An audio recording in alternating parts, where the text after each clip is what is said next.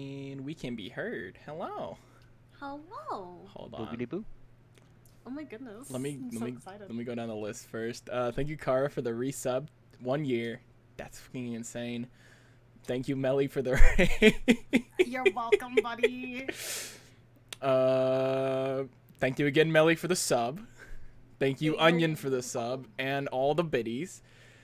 Thank you, Bumble and Bloody, for the gift subs. Thank you, Onion, for the and thank you, Melly, for the bits. Jesus Christ, I appreciate you guys. You guys are great. You guys are golden. We're just out here doing Oh setup, my God, and just I just- everything happens. I just realized I've had my phone off all day because it died and I haven't turned it back on. Give me a second. I was like, man, I haven't got any calls from anyone. I haven't talked to anybody. Wow, it's I've just been crazy. streaming. Yeah. I have to be careful not to click things right now also. Yeah. Because if I do, ooh boy, it might Don't click spoil our something. beautiful faces. Oh, then you should definitely click something. No. So, hi. Welcome to stream. I'm a little nervous like I was the first time because it's a new story and I'm very excited for this one too. You're nervous. I had to do a fucking French accent. Hey, you chose to be French now. What's my calling? We could cut out her uvula and thus she couldn't speak French. Just saying. I just click. That is an actual thing that I have heard. So unlike our other one that still has, well, I think, one more session left, this one is just a 2-man. And we are joined by Jordan. Yo. And Melly. Hello. And I'm very excited. Little things. One, I am a PNG because thanks to Fugi's new update, I can do some really cool things. And I'm very excited to do those, and I have to be on my feet the entire time for this. This is a silly boy. Is that fucking... Where is my... Okay, that's just not there, so we're just talking in the middle of quiet. That's fun. Here, let me... There we go.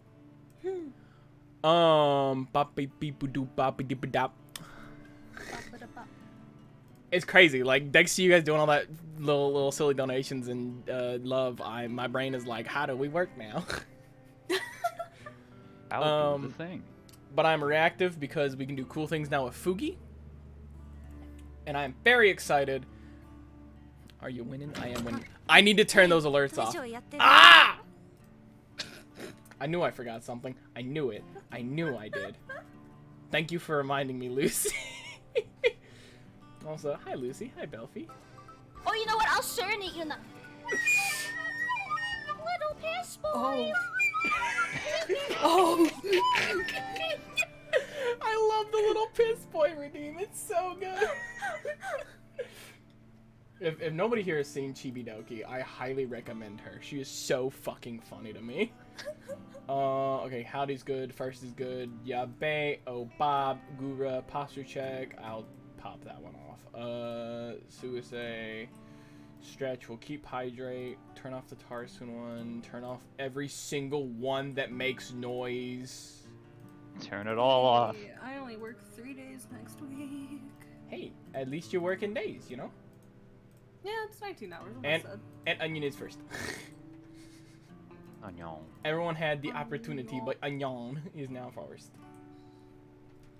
Alright. Ah, shit. I could have been first. So I'm very excited for this one, like I was saying. New cast of characters, new story, set 10 years or so-ish before the events currently unfolding. Hi, Omega. Sorry. 10 years before the current events that the main party is dealing with currently. Let me grab it in my book. So, we are old. I mean... We're young now, but in the main campaign, we're old. I mean, if you live, I'm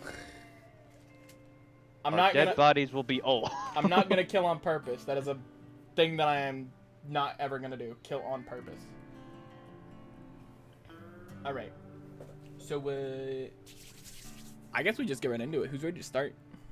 I am. Maybe. That long break of just... I was like, oh no. Nah, I just died. It's fine. They Oh. were, in fact, not ready. No, don't die. I'm never ready. My body is never ready. Alright. It is the late 9 in the afternoon. 1800s. You're a son of a bitch. It is the late 1800s. Things are a little different from what we know. in our world as history was changed a little bit, as magic entered the world and the portals of other planes opened up. But locations look the same, sort of. Mountains, rivers. The land never really changed from what we know. We find ourselves located in the United... Shit. Man, I love that place. That's a nice place. I'm gonna scream. I forgot to pull up one more thing. I'm panicking a little bit. No, deep breaths, deep breaths. We got time to do I've stuff got like 50 and things. Located in the United Sovereign States of North America. Two unlikely folk.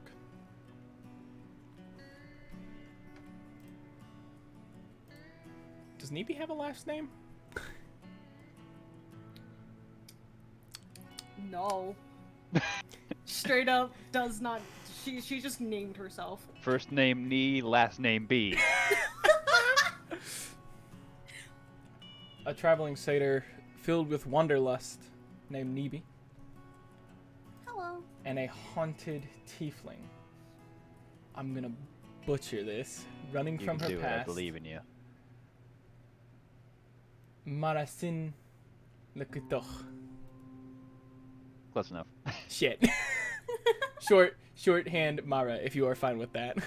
Yeah. Okay. I was actually going to say that in character. Great.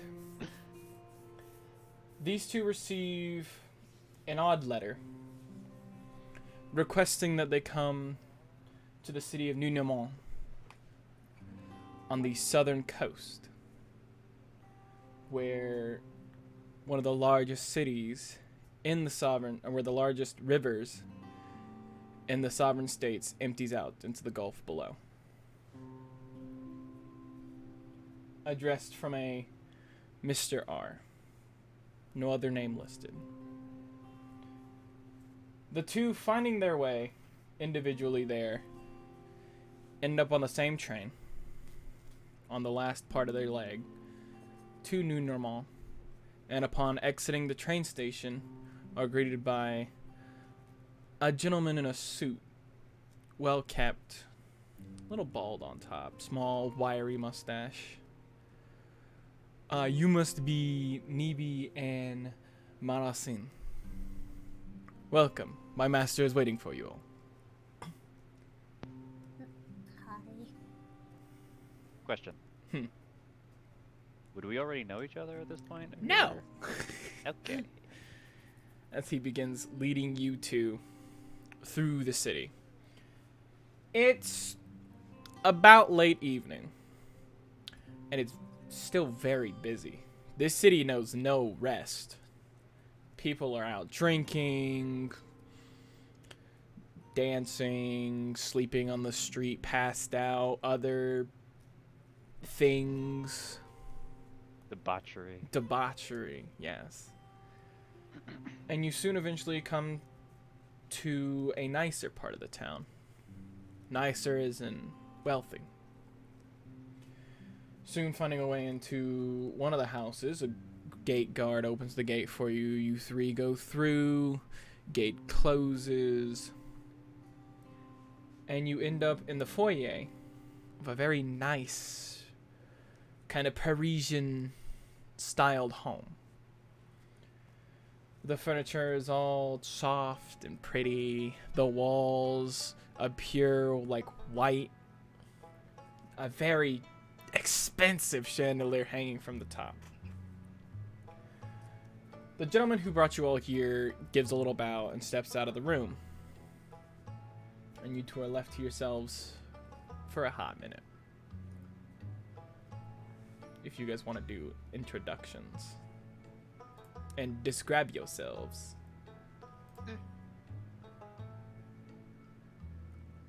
Mara, I'll let you go first.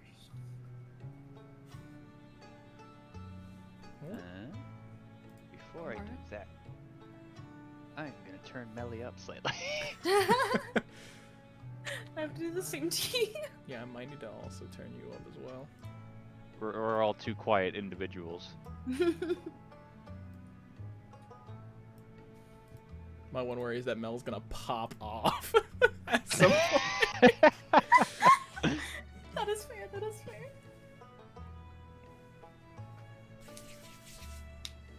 fair. Mara will give a curt bow and say to the man, Marcin la couture. Before just standing straight back up. What she'll look like. I look like a red tiefling with black hair that goes down to about my shoulders. And my horns actually curl around the back of my head in what could be described as a crown-like pattern. Ooh. And I'm, despite it being near dark outside, she's wearing sunglasses that obscure her eyes. Nice. Also, indoors, wearing sunglasses. It's fine. You have Just dark too vision. It's cool. fine. Yeah. Sees perfectly fine. Everyone else is just like, what the fuck? What this bitch doing? Weirdo. Okay.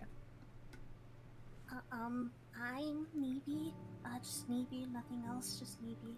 I am a satyr with, a lot of, like, stuff in my hair because I just live outside. My horns just kind of go up. And I carry lots of different knickknacks with me. I like picking up things. Shiny things especially. I really like shiny things. They're so pretty. I also have, what the fuck? A sickle. I have 2 sickles. Just because it's fun to cut things down.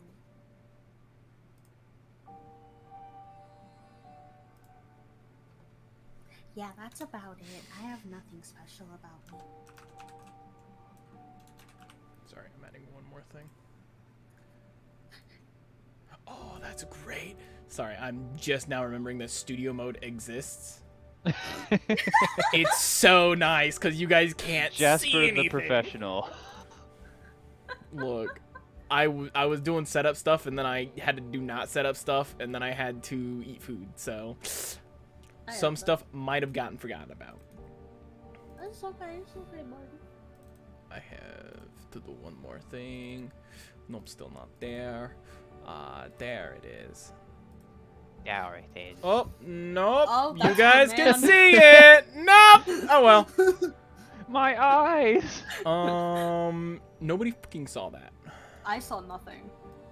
Nobody. What did we see? Saw exactly. I Oh. thought that would work.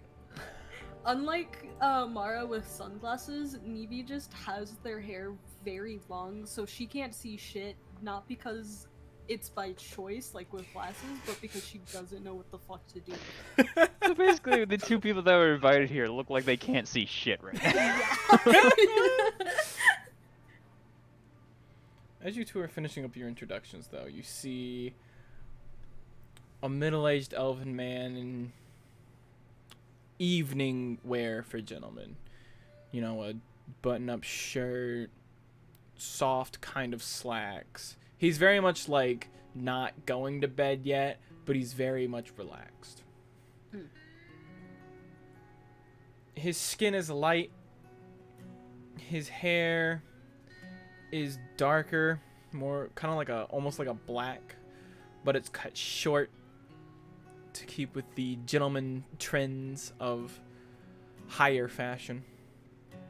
With a thinner mustache, smaller spectacles decorating his face so that he can see. His elven ears pointed outwards, protruding pretty far for elves. He steps into the room, looks to you two. Ah, there we go. Welcome to Nunamon. I'm glad that you all accepted my letter. I am Governor Degas Rousseau. he steps over, takes a seat in one of the nicer chairs, and motions for you two to sit on the small sofa. And as you do, you realize this is very soft. And ooh boy, is this probably expensive. So My don't dirty mess it up. ass. Gotcha. The same butler that brought you in comes over with a pitcher with some glasses and starts filling them up with a red liquid, more than likely wine. Mr. Russo takes the glass, swishes it a little bit, takes a sip, and then gives his butler a smile before the butler offers you two the glasses of wine. Or would take it to be courteous. I'm good, thank you. Mara takes it. He gives Nevi a little bow as he returns to his post to the side, ready to fill up the glass of Mr. Russo. As he finishes taking another sip, he sets the glass down on the coffee table in front. And he would begin to speak in a serious tone. I have a job for both of you. Now, you might be wondering why I asked for you two specifically. Well, because you two are not known too much. You two are, well, let's just say, nobody knows you except for those that do. And those that need to know. See, this job is particularly delicate. I am requesting that you take somebody close to me out to the Golden Valley. All the way out to San Arcangel and bring them to a place of safe harbor. It is imperative that no one finds out that I am connected, that the escort is connected to me, and that you both have been paid for this job. And he motions to the butler, and the butler bows and then walks out of the room. Well, do you have any questions so far? Why so many secrets? In my position as governor, if you want to move up even further, people will do anything to disparage your name. And especially here, people will use this against me, even if it cannot be helped.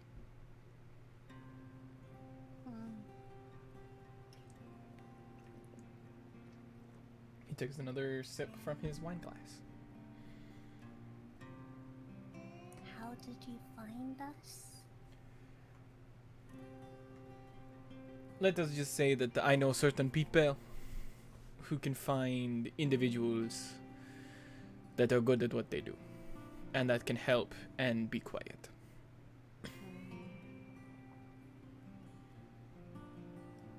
Now, any other questions? Safe harbor from what exactly? I'm Savi. You're wanting us to escort them to make them have safe harbor. From what exactly? I think you will find out soon enough. As he says that, the butler comes back and you see a boy, probably about 10 to 12. He looks very similar to Mr. Russo. Elven, light skin, dark hair, cut short. And you see the governor turn to him and be like, "Ah, Alphonse, you are doing good, but show them what you really are." And the kid kind of looks down a little bit. And then you see his lighter skin color start to turn pale. His hair turn white. And his eyes shifts from a darker almondy color to a red. And you see that he is a changeling. As far as the both of you understand, changelings are an odd sight. Here, it's a very rare illness, in a way, where some people are either born as a changeling or they get sick for a while, and if they survive, they lose their racial heritage and become a changeling. It's very odd because it doesn't transfer from parent to child. It just happens. And for that, changelings are really looked down upon. In the past, they've been seen as omens of bad luck. Some people will shoo them away, get rid of them. Others will go to more drastic measures. And when the cults were at their height, about 10 years prior, changelings were a hot commodity for them. As when they would commit sacrifices, it was believed that changelings were worth 2 souls, since they could change what they looked like. Jesus. The boy kind of looks a little on edge as he stands there in his new form. As the governor picks up his glass and takes another sip. This is my son, Alphonse Rousseau. There's a place out in the Golden Valley where they harbor changers. And they keep them safe. Mara would give the boy a wave. She would seem honestly more intrigued than hesitant about the whole situation. He's still standing there, but he sees your little wave, and you see his hand, even though his arms are beside him, his hand kind of comes up for a little tiny wave. He's very nervous. The boy. Do do do do do. The governor. I'm staring at the PNG because it looks so good. Sorry. Oh yeah. I forgot This to PNG mention. that we've never seen before. Oh, there's more. I forgot to mention we have a wonderful artist who's been doing the PNGs for this one and the last one. And I am God, I love their work. I'm gonna say because they're on Fiverr.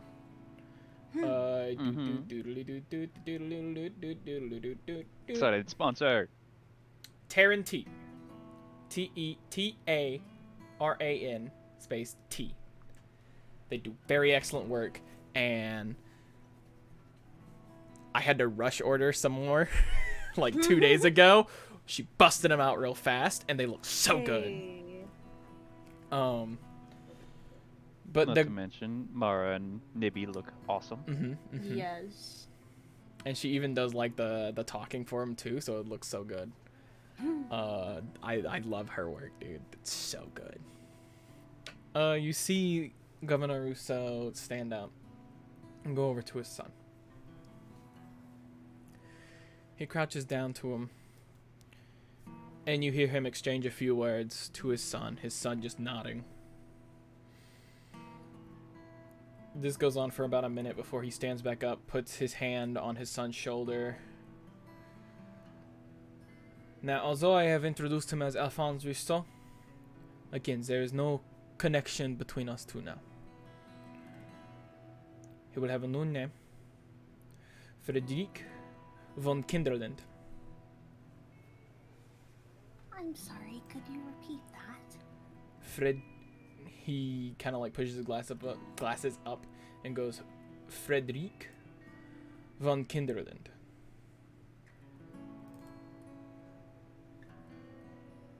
Okay.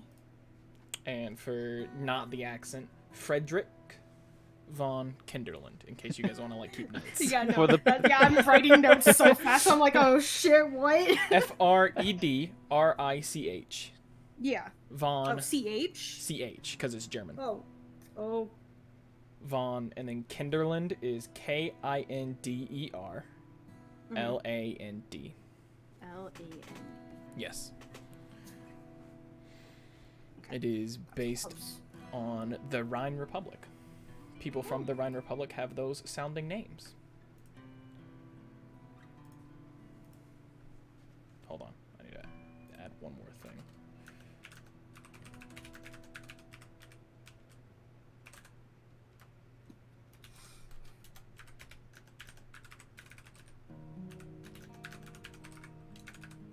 Alright, there we go. And you see the boy gently nod, and Governor Rousseau continues. Now, I've already plotted out the course. I have the train route with tickets, although sadly the train heading out to the west has not been complete yet. For some reason the workers are on strike. For whatever reason. So sadly you'll have to take a fair bit of the train by cart. Luckily though, in St. Fernando, sorry, there will be a cart, a horse, and provisions waiting for you both. Now the trek, Alfred, if you do not mind, and you see his butler gentleman step away for a second, come back, and unroll a map onto the coffee table. And it is, for us, a map of the North American continent. But the borders are very different. Instead of, say, Mexico ending at the Rio Grande, it continues up the Rio Grande. Mm. All along taking parts of California, known as the Hispania Federation. Right? Yeah. Parts of what we would know as Canada are owned by the Empire of the Northern Islands. And there's a small section in the middle of Canada owned by the Parisian democracy. But you see a trail marking connecting to a few cities along the way before it ends in the Golden Valley. For us, that would be California.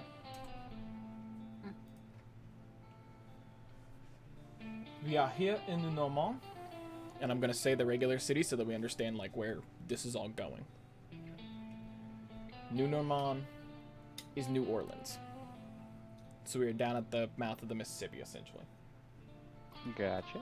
I need a U.S. fucking map real quick. Hold up. I'm too stupid for this. No, you're good. You're good. Trust me, I had to type in a walking path and everything, and I had to plot this stuff out. Open image in new tab. Yeah, fuck it. I might as well open the map too. Oh, wait, do I still have that blank? I might still have that blank. Hold on, I might be able to put it up on stream. Okay, so we're at New Orleans, also called New Orleans. New Normand, but it's called New Orleans. Okay. In the real world. Okay. In IRL land. In IRL plebeian land. Ah! I don't want to show that one though. It has actual U.S. state lines. Gross. But you see that the path goes north along a rail line to St. Fernando, which for us would be St. Louis. Then you see winding pathways going west. The first stop would be Kansas City, still called Kansas City. The next would be Larimer, Larimer, which is our modern day Denver. Okay, so we're going from Kansas to Denver. Then from Denver, it is Salt Lake City, which is called Blue Water.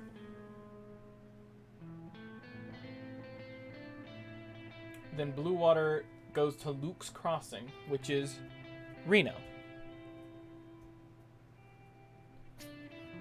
And then from Reno, it goes to San Francisco, which, as he said before, is San Archangel.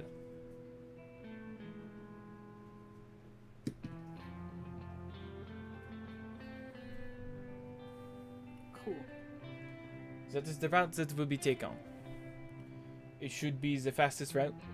It will take about he starts looking over, thinking for a little bit.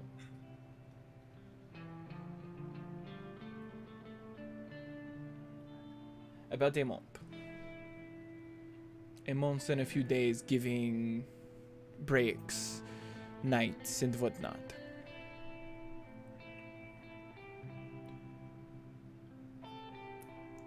In San Fernando, in the cart, there will be provisions and money for you all.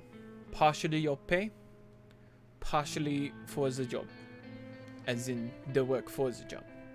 Provisions, other things that you may need along the trip, so on.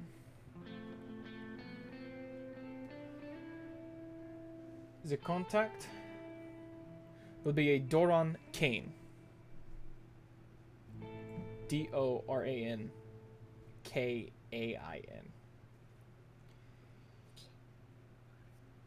Wait, spell it again? What? Doran Kain.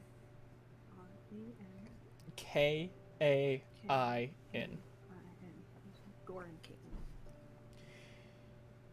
He will meet you on the train, and then he will take you to the cart, and then from there, you can go. But I warn you, he is slippery with his tongue, and do not accept anything that he offers outside of the work.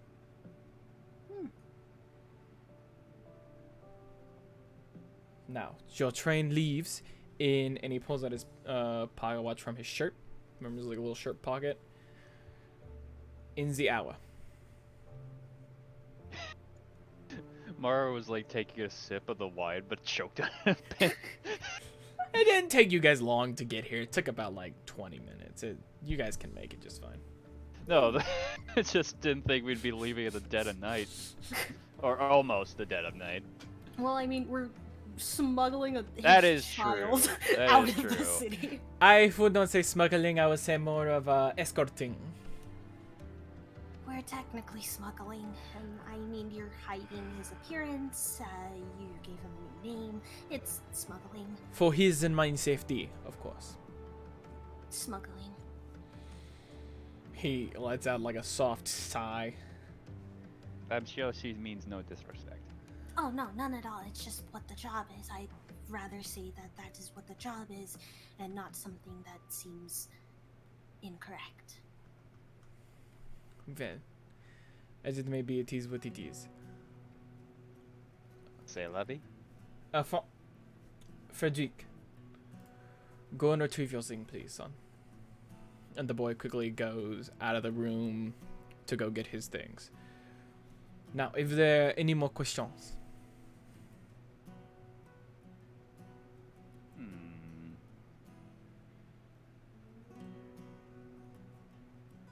So, well, you say we're taking to a safe place, but is that a guarantee? I have no attachments to this person, but I know you do, and I don't want to get in trouble if we take them to this place and they end up not being safe. I trust my associates. This is one of the few places where strangers are allowed to live their life and not be discriminated. It is like like an orphanage, but for strangers instead of children. Well, some might be children, like my son. And for note, he's saying changers and not changelings. They don't refer to them as changelings. In this world, they refer to them more as changers. And more of it's very demeaning. Sadly, it is just like a very how in demeaning zombie way. movies they never refer to him as zombie. Yes. Some do refer to them as changelings, but others do not. So is changelings like the racist way of saying it? No, kinda. It's the way you said it, so now I'm like, shit, now I can't say that because that would be bad. There are worse ways to say changeling.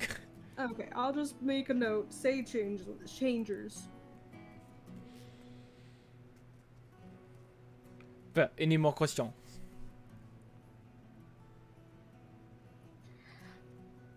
If something goes bad and he, you know, something happens, I hope so. what will happen to us? I hope that nothing will happen. And if something does, how will I know?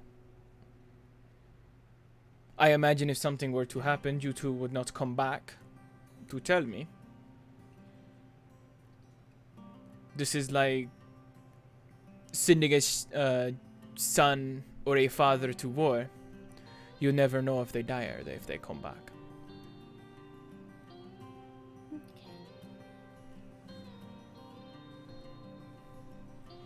Are you expecting any resistance other than the fact that he might be recognized?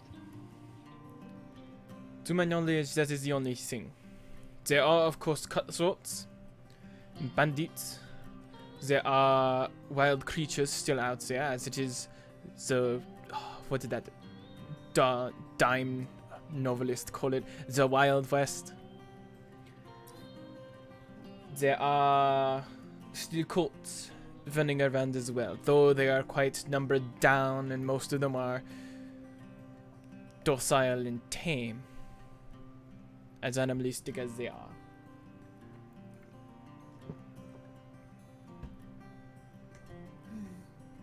But there is always trouble. Apart from the people that do not like changers. Okay. So we shall expect trouble as we go. Always expect trouble.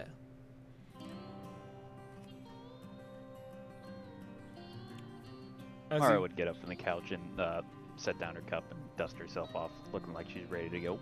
As he finishes saying that one line, you see Frederick come back with a small suitcase and a bag. Governor Russo kind of pats him on the shoulder again and says, "Do you have everything?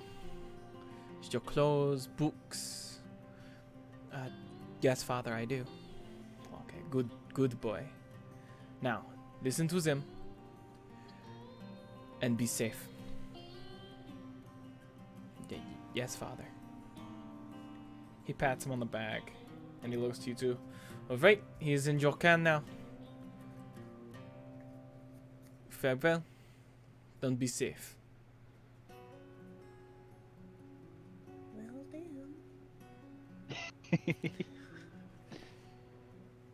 He kind of... Mara, No, go ahead. I was gonna say Mara is gonna gesture for Frederic to come walk beside her as she starts making her way up. I have a quick question. Yes. How many shiny things are around? Oh my god. The important question. Yes, the Alright. very important one. So like I said, this is a Parisian designed home. Because you know, New Normand used to be a French high life city. A French port town. So this house is styled. This man is French. This house is styled so Parisian. You'd think a high Parisian lord was living here. So yes. Oh yeah, Mara would definitely be awestruck with just how fancy the place is. The man has a butler. A butler. Even better question. Where is Russo looking at right now? He is looking at both of you. Oh fuck! Shit. Governor, what's over there? She's just going to like, she's gonna grab the cup, knowing he's looking, and then she's just gonna like twirl it around and then start kind of walking off with it, but try to slip it into her bag. Roll a sleight of hand with disadvantage. First, no pressure. First roll of the session. I mean, he did call us by name. He knew what he was getting into. I have no idea how D&D Beyond works. All How right, the so fuck you would I click roll? your little sheet, right? You're on your little Uh-huh. sheet. You see where it says skill, and it has like acrobatics, animal handling, Oh, arcana. yeet. Click your Jesus Christ +7, and it automatically Oh. rolls it. There we go. And I I can got a see the rolls. 14. 14. But you're rolling with disadvantage, so you gotta roll again. Ah, fuck! How do I do that with disadvantage? Just click it again. Oh, okay. And There's then we'll actually an just take a option list. if you right click on it. What? No, never mind. 14. Oh, there it is. That was a 22. Okay. So Yeah, if you right click on it, you can just set it to roll with disadvantage. Oh, that's cool. crazy, and you can send it to yourself. That's crazy. Okay. Yeah. There's no board just yet. I do need to go and like find a blank map and draw out a line and everything for the adventure. Adventure. But there is no board right now. Later there will be. Oh, I see. Advantages. Okay. So it was a 14, right? That was the lowest. Yeah. Mm-hmm. I mean, that's pretty good. That's not bad. As you slide it away to try to like take it, you look back to double check. Governor Rousseau is now turned around, fixing one of the mini ornaments that he has on stands and all that. But the butler.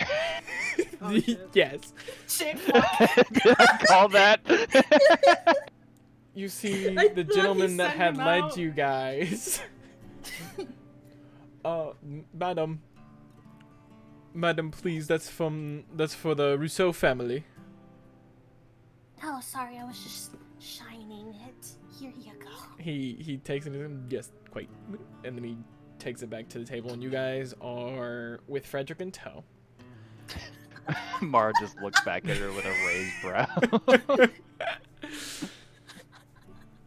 You three are now led out to the gate. The gate guard shuts the gate, and then you make your way the 20-minute walk back to the train station. As you get there, a train pulls into station and people start getting off. And you hear someone off the side be like, well, there's the train. Next stop, St. Fernando. I'm excited. As you see people starting to get on as people are exiting. This is y'all's train. Yeah. I walk in. You all climb aboard. Frederick's things stowed below the seat. You see him kind of climb in. The booths in the train car are not set up like you would think, where they're all facing one direction. They're actually facing inward, kind of like dining cars would be. But it's for all of them. All the cars. Where they're facing inwards. So Frederick climbs up into his seat. He proceeds to dig through his smaller bag, and he pulls out a book as he pops it open and begins to read. You guys... How's he looking, by the way? So how's he looking? Does he look content, or does he look like nervous? He still or... seems nervous, but he's trying to distract himself. Uh, I do want to say that the book is pretty thick. Like, What's he's just the name of the he's book? a smart kid. I need you to roll a d6. D6. Mhm. 1. Adventures of the Fae. Ooh. What? Do I have any idea what that book is? You are very knowledgeable, and you both. I'm pretty sure Nebi would have like heard about the book, but you would know this book. This book is about I am intelligent. one of the odd portals that would pop up, because in this world portals pop up randomly to different planes, and one of those portals popped up and an adventurer had gone through, and it was the portal to the Fae. And this is his documentation of everything that he saw, everything that happened. Oh, so it's based on actual events. Yes. But he's sitting there, he's reading. The train sits for a little bit longer before you hear the whistle go. The engines start again, and it starts moving down the track, slow at first, but then faster. Maybe kind of like pulls at her ear, like one of her ears just a little bit, nervously messing with like one of the little trinkets she has on her ear. I do want to say this is a long train ride. Yeah, she's gonna hate it. A 16-hour train ride. God damn. Yeah. She heard him. She just didn't process it until the train finally started moving, and she's like, "Oh fuck." So essentially, you guys are taking a long rest. Would it be clear that she is just like kind of nervous? I would assume so. Kinda, yeah. Yeah. I just imagine Mara sitting in between you two, thinking about actually talking to the child or comforting the new friend. She's holding it all together. As you all are continuing on, of course, about an hour into the ride, one of the train attendants comes by and he takes y'all's tickets. And of course, you receive those tickets in the mansion. And Yeah, you know, before we entered the train, I'm like, do we have tickets? you have tickets. And the train keeps going. Hours pass. Time seems to tick slowly, but you occasionally can take naps or whatnot. Breaks. If the train stops at a smaller station, you can get out, stretch your legs, then come back on. While the time's going by, Mara would be actually checking in on Frederick, seeing if he needs anything. Occasionally he would be like, "No, I'm good, thank you." Or I have a flute. you could play the flute. Please tell me Nevi just like shouted that in the middle of the carriage, just holding it up. Absolutely. You hear one person in the back go, "Ugh." Wait.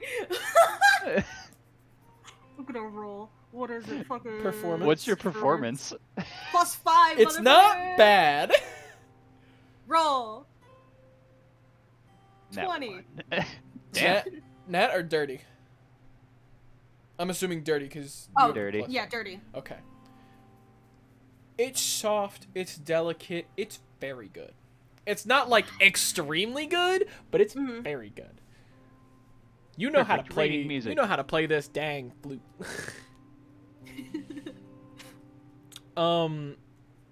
But Frederick would, you know, if he was hungry, he'd say something, and of course a cart would occasionally go by where you guys could get snacks or something. Or if he was thirsty, you know, that same cart would have like water and stuff, you know. It's not hard to get something that he needs. And of course, at stops, you guys can use the restroom and whatnot. Well, restroom, air quotes. 10 hours have passed. Fuck. 6 hours left. And a kind of larger gentleman steps onto the train with a loud kind of chuckle, and he kind of stops at y'all. And I do want to note, Frederick is not a changeling right now. He looks like how he looked earlier. You know, the Alvin, dark black hair, you know, almond-colored eyes. And you hear the man go, "Ah, Frederick!" Or, "Alphonse!" Or, "What are we going by now?" And the kid goes, Frederick. And he's like, "Oh, yeah, Frederick!" "Ah, you two must be, who he sent, huh?" And he reaches his big hand out to you guys, and he says, "Doran Kane." He's a very big man. He's wearing a suit, you know, with like an overcoat. He's got a very nice hat on. I wouldn't say a bowler, but I wouldn't say a cowboy hat, you know, like, but a very nice hat. He's very well off by the looks of it. Again, big man, so he's got like a kind of rounder face. His eyes are a little odd though. They're kind of... The whites of his eyes are black, and his irises are red. Weird. But as he forms a smile and as he talks, you see that his tongue is forked. He kind No of... wonder we were told not to listen to him. He kind of slides into the seat in front of you all. And he's like, well, I'm y'all's, how do you say, contact.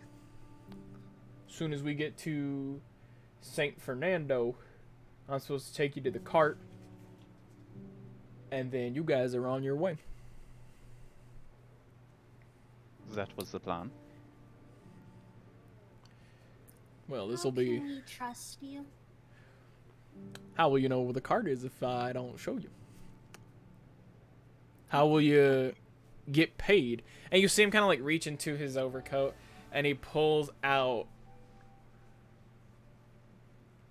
like a billfold, and he puts it down. And I'm assuming one of you are going to pick it up. I will. As you pick it up and you undo the clip for it and you look through it, it's the equivalent of 100 gold pieces. Yes. Ah, the infamous gold that you kept avoiding talking to me about. Sheesh. That's part of it. The other part of it is, and he pats his chest. I'll give it when we get there. That's both of y'all's pay. Personal pay. For now. Is the currency actually gold, or is there So- some different currency? It is a different currency, kind of. Like, it is the gold, silver, platinum base, Yeah. but they don't There's use... just an equivalent. They don't use actual coins anymore. No, it's actually called gold, silver, but they don't use actual coins. The paper is really... It's paper, but it's colored the certain way, and each country has like their own like monarchs or leaders on them, but they're all the same. It's a very easy way that is one of the very few things that the entire world, as far as they have discovered, has agreed with. Makes a global trade so much easier.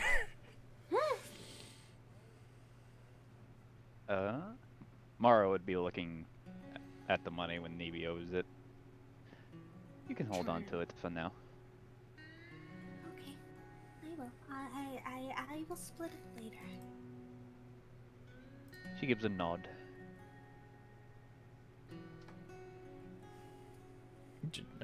Jordan, I just got your messages, by the way. Okay. Thank I you. got you.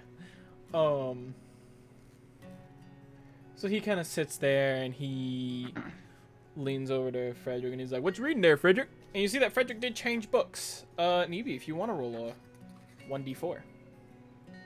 There's a little dice on the bottom left corner of D&D Beyond, and you can select that d4 and then roll that. Oh, fuck it. To everyone, yes. 2. He kind of looks up and he beams a kind of a smile. It's clear that he's still a little, he's less nervous now that he's kind of like used to you guys. But he cracks a smile, and this is the first smile you've really seen from Frederick. Oh, yeah, I'm the ancient history, the one that you got me. And Kane kind of laughs and he's like, "Oh, that's a good one. You're a smart kid." And he looks to you two and he's like, "Now my question to you two," and he kind of leans on the table because there's a very thin table in case you guys want to like set stuff on there. He leans on the table and it kind of creaks a little bit, and he points to each one of you. Y'all are a little small. No disrespect by that. But are you sure you guys can protect my friend here fully? Your boss is the one who found us. I understand that. But I want to make sure. This whole adventure is more a stealth mission, wouldn't you say? Smaller would be better. In a way. What do y'all do? We can handle ourselves. Yeah? Maybe. Hold on, I just noticed something. Okay, I see now. Okay, we're good. I see. Well, my brain was like looking at my other monitor, and I looked at Nibi's sheet, and I saw that it didn't say her subclass, and I'm like, hold on a minute, and then I realized, oh no, they all don't say the subclass. That makes sense. On the top by the names. The druidic one. The druidic warrior. Yeah, you're welcome. You're welcome. It's been a hot minute, bro. No, you're good. Here's the deal. Arkan, and he snaps his fingers, and seeming from flame, some papers pop up in his hand, and he slides them across. With a certain signature and a little bit of signage, I can help make this trip a little safer. With the help of my lady. All you gotta do is sign a little bit. And you start to see now, it all starts to connect. His red eyes with the black. His forked tongue. He's a devil. Gasp. Brother. Not a tiefling devil. Yeah. A true devil. Cousin. Nico, cousin. And now it starts to make sense on why Governor Rousseau told you not to accept anything else from him. Yeah. As devils are known for making contracts nowadays. I want you both to roll a history check. History. Okay. Oh, That is fuck. a nat 1. It was Please. almost a 19, but Please it be became better. a nat 1. 19. Fuck yeah. I'm over here like, man, I should read this contract. You pick up the contract because you're a little interested in at least like knowing what it says. So you pick up the contract and you start reading. Yeah, I actually did want to read it, see what the contents of the contract are. Nibi, to your memory, from what you've heard of stories and all this other stuff from growing up and all that fun stuff, and from news and what people are saying on this, whenever you do visit streets or if you meet wanderers and you sit in all the camps and talk to them, you do know that devils, the reason why they're making contracts now is because they're working with the lady. No one really knows who the lady is. Devils just call her the lady, or my lady, or just the word lady is always perpetuated when they talk about her. There are words of an old cult that would also say the lady, but that cult was long banished. Not really banished, destroyed. And it's very hard to find writings. But you have heard of the phrase, the lady. Mm-hmm. Mara, that contract is a fun one. There's a lot of fancy words. God, there's so many fancy words. So much so that it seems like it's hiding a lot of shit. But with my 16 in intelligence, I know any of these fancy words. They would know a lot of the fancy words, and you would understand that this contract was a pit hole, essentially. A way to sell your soul to him and to the lady, and barely anything be done on their end. Not just your soul, though. All 3 souls. Oh, Including Like- Frederick's. what the fuck? So 4 souls. In a cultist sense, yes. In an actual sense, no. Yeah, she would be holding the contract and reading it over. He has a So you'll get- wiry grin on his face. So you would get 3 souls, and we get basically nothing. Well, you'd get protection on the road.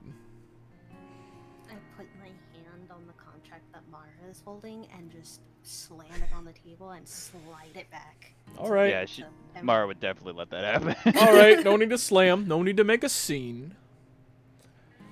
Look. And he leans back in his seat and he, like, puts his thumb into his jacket and he puffs it up a little bit and he's like, I'm just a working man. All right, I do what the lady says. I try to get deals. You can't blame a guy for that. I can blame you for trying to take the soul of the person you're also trying to protect. She wouldn't take the souls until you died. To be fair, it says it, and he flips a page over and he draws a line down and he points to a spot where it essentially does say, you guys keep your soul until you die. It's just she gets the soul when you die. You'd still have your soul until you breathed your last breath. Then it'd be hers. I don't think Russo would be too happy with that. Well, Russo don't know. But, and he raises his hands up, you guys said no, and I ain't gonna fight you guys over this. Just know I offered. Thank you. As the train ride continues, 6 hours left. Probably about 5 now. Question. Hmm. While this is all going on, Mara would, like, actually show some interest in what Frederick's reading. I want you to roll an intelligence check. Motherfucker's reading a book that's too smart for us. Check, not safe. No, yeah, check. Check. 9. You know what? You're well learned. Roll with advantage. I can't wait to roll lower than a 9. You read a lot. 19! Hey, there we go. There we go.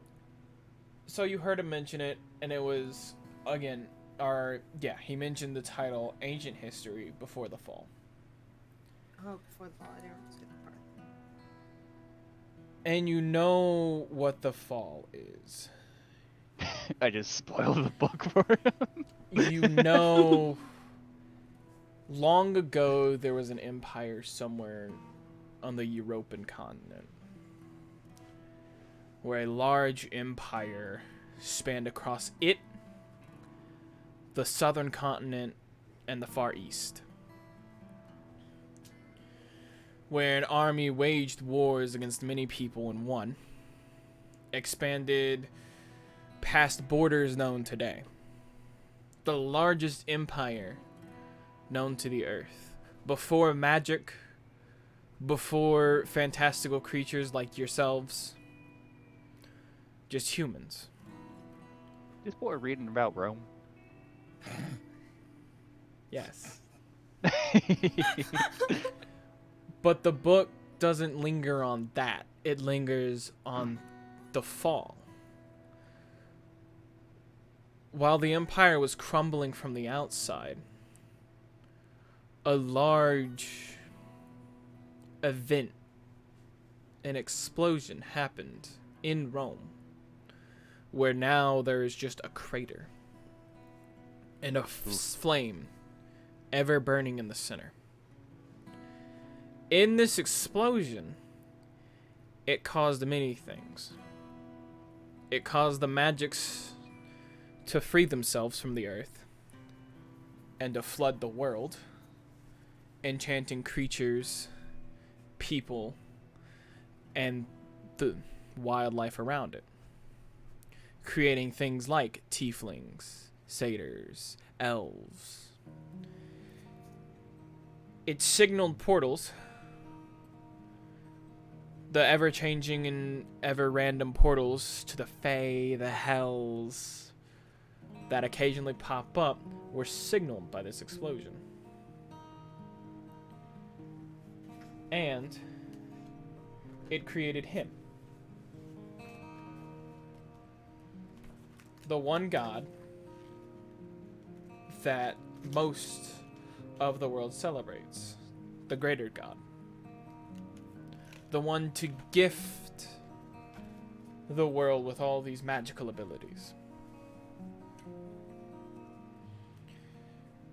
The book is about all that. And how the world changed overnight after the fall.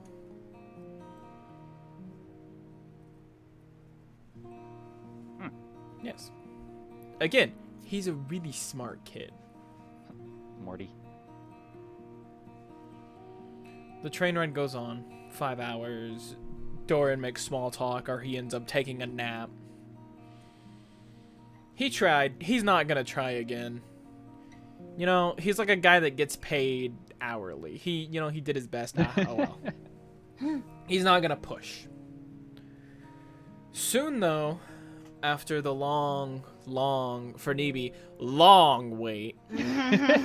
Roll a d20 to see how long the ride goes. She's been playing the flute like non-stop after talking to fucking Doran. You start to see another bustling city as the train rolls into a station. Welcome to San Fernando. The front door to the Wild West. As you exit the train, you see people moving through to and fro all over the place. It's busy. Question. Yes. Could I carry Frederick's stuff for him? Sure. He wants to carry his backpack, though. You can carry his suitcase, but he wants to carry his backpack. Fair enough. Probably has all of his books in it. Yes. So as you all start following Doran, he starts pointing at buildings and he starts saying things about those buildings, maybe about the people in the building that he knows. You know, he knows a lot of people. Even at some points when you're passing through the streets, some people give him a look. Some people wave to him. Other people quickly walk faster. He's well known. I don't like that. But soon, you reach a point on the edge of the city, on the western side, where there's a small stablery. That's not what it's called, but we're gonna call it that because I don't remember. It makes it sound fancy. Word. I don't remember the right word. Just a stable. It's not a stable. I can't remember the right word.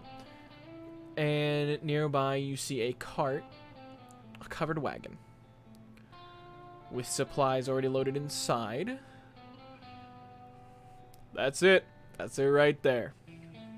Let me go get the boy and then hitch up a horse, and then you guys will be on your merry way.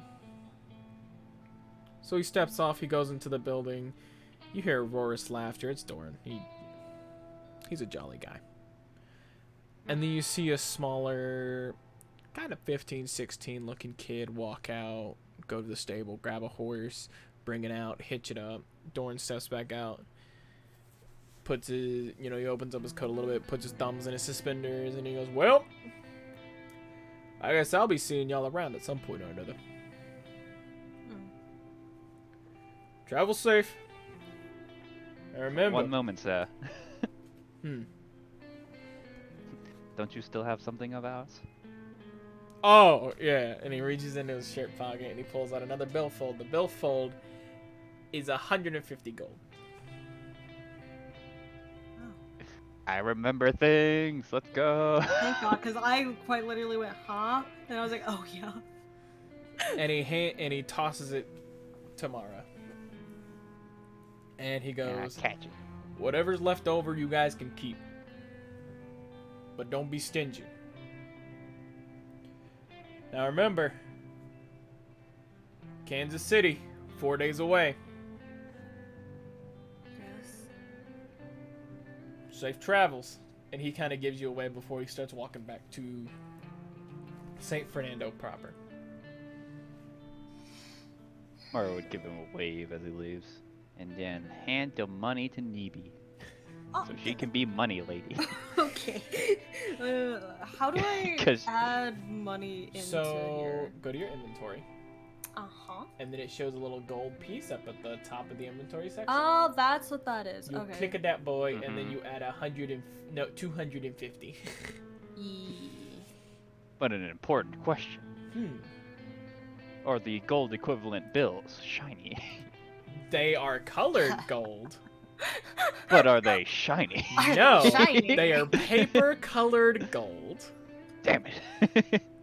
I was hoping we'd get some Willy Wonka gold ticket. The clips though, shiny Pristine. metal. Ah, fuck it. Okay, so she sees that, starts like putting them in her hair and like kind of closing it so it stays put. So you guys now have a horse, a covered wagon, supplies for the first leg, and probably parts of the second leg. A 12-year-old boy, and yourselves. Do either of us know how to drive a coach? That's a Oh, good absolutely. question. Fuck, Who's would- gonna drive first? I'm trying to think if Mara would actually know how to drive. Being where she's from, there would definitely have been a lot of coaches around. Yes. But would she have ever actually? Coaches and No, no. wagons. Yeah, both of her parents worked there, so I bet her dad would let her ride with her at least once or twice, so she Probably. would know how. My question is, But being good at it is another thing entirely. who's driving? Rock, paper, scissors? Did DBS that in character? Yes. Absolutely, she did. Do I just resign to driving, or do I participate in rock paper scissors? That is up to Mara, dude. I don't. Hmm. Roll T20 to see who's the highest. I was just gonna let you guys shout out a rock or paper or scissor and call it a day. You wanna play rock paper scissors? You can play rock paper scissors. Shoot. Mara would just hold up her hand. Like, if you don't want to, I will. I've never ridden a cart before. I have ridden on them, but driving them is a whole nother thing entirely. Ah, you've seen it happen though. You've seen it happen though. Well, I have plenty of time to learn. 4 days worth. Climb on the cart. Mara would put Frederick's suitcase in the back and then offer to lift him into the back. Unless he wants to be up front. He is tall enough to climb into the back himself, and he will do just He's like, that. what, 16? He's 12. He's 12. Fuck! Oh! He's young enough to still be babied. But he wants to be a big boy. He's in the rebellious stage. He kind of finds his footing up there, but eventually gets up there himself, and he says, "Thank you, though." I see. Is there like a little window that we can actually see into the coach? So it's like from the it's front? like a regular covered wagon from the time. So you would Yeah. be able to see out the back and out the front if the Okay. flaps were open but if they were closed, you could not see. But he would climb in there and he would kind of like move some stuff around, make a little comfortable spot for him to sit as he pulls out one of his books and starts reading. Mara would make a grand gesture for Nibi to join him. I will be there in 1 second. And she turns towards Frederick and says, Can I see your face? And he's my what? Your face. Move the book. I need to see your face. He kind of lowers his book, and you see that he has already changed into his changeling form, and he's like, "What? What?" Is this the form everyone knows? No. He Okay. threw on the train ride, and in the city, he was the elf. But now that he is in the covered wagon by himself, essentially, he has just dropped it.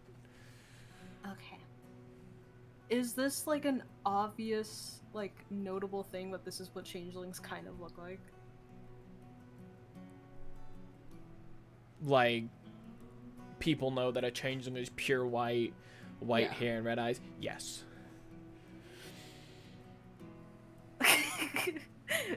I have a disguise kit. Why would you use a disguise kit when he can disguise himself, though? Because his other disguise is one that everyone knows, and she doesn't understand changelings too well, so she just assumes he has two versions, and is just like, I'm going to change you. Just pulls out like A makeup fake kit. mustache. Yeah.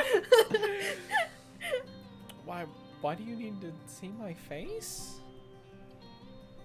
Too many people know what you look like. We need to change that. Oh, She well, just pulls out the kit. I can, and then you see him kind of shift, like he did when he turned from an elf to a changeling and then back to an elf. Mm-hmm. This time his skin kind of turns a pale green. His eyes go from the red color much to like the tiefling coloration of yellow with the black demonic slits, and he sprouts little, like the smallest horns from the top of his head as his hair turns into black, and he's like, I can do that myself. He does not have a tail though. Oh. We'll just say it got cut off. Okay, that works. And then I moved it front. And he changes back. Is that disguise I approve of? I need Both an have horns, so yeah, that works. I need an animal handling check from Mara. What is my +1? Let's fucking go. +3. 11. Okay. Hey. It's a rough start. You've seen this happen a lot, but you don't really know, so you kind of like whip it and you go, yeah. And the horse kind of just sits there for a second, looks back, looks forward again, looks back again, looks forward again, and then starts trotting. It's like, what the fuck? He's like, shit. Who's this bitch?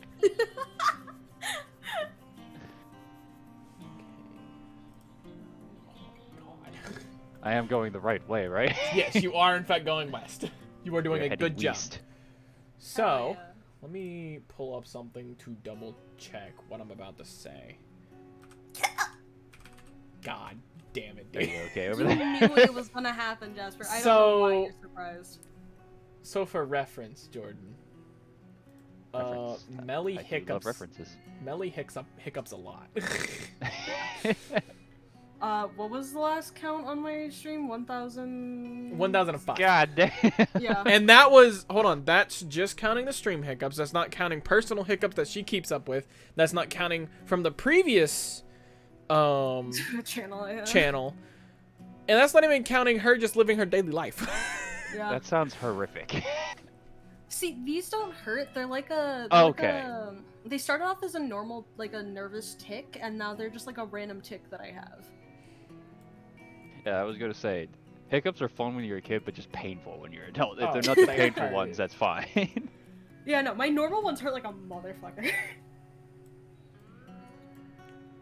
So as you guys are going, you soon find that the natural trail that people have taken multiple times starts to trail along the Missouri River.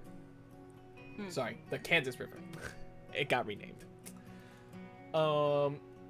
And it's pretty close to the river too. Like some spots goes away from the river a bit because that would be like a flooding area if it rains so much. But then other spots, you're right near the water. You can hear it running. You occasionally see fish jump out and splash in. And it's very Time for some serene. fishing. The tall pines in this area, the soft wind, the plants all around, occasionally seeing animals either on the trail or darting across the trail. It's very serene. Very nice. Very quiet. The first day Better of not ruin your trip, the sun starts to go down, night starts. Do you guys want to keep going through the night or stop? No, we should set up camp. Yeah, we need to let the horses rest. Easy enough. You guys set up a small camp off to the side. You see up ahead, there's another small light. You assume that's other people taking a rest also. This is a very, I wouldn't say busy path, but a few people have passed you guys either on horses or smaller, faster carts. Either going in to San Fernando or leaving San Fernando. But you do see people occasionally go by. You guys make sure that the back flap is closed and the front flap is like barely open to where no one can really see Frederick. But the night Hitch falls. the horse, start a fire. Yeah, you guys perfectly set up camp.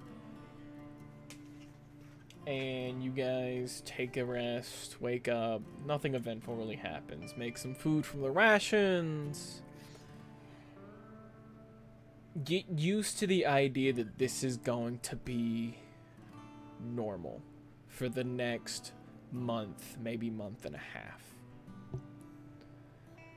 This is gonna be how it goes. I don't have to hunt for my food, so this is pretty nice. That actually brings up a question. Are you a vegetarian or do you actually just eat whatever? She Or like pescatarian, where it's like fish, a-okay, a rabbit, no thank you. pescatarian. She will eat fish nonstop, like that's her favorite thing with like some herbs. But like she sees any other animal, she's just like, oh, you poor sweet innocent child, no one shall hurt you. And I'm assuming Mara's like, ah, shit, food. Yes. Easy enough. There, With how she was brought up, yes. there is a mix of all kinds of foods. There is jerky. That is not fish jerky. Because I don't think that's a thing. No. You don't want some furky? But there is like vegetables, fruits, you know, like potatoes, stuff that'll hold for the trip. For at least about 2 weeks.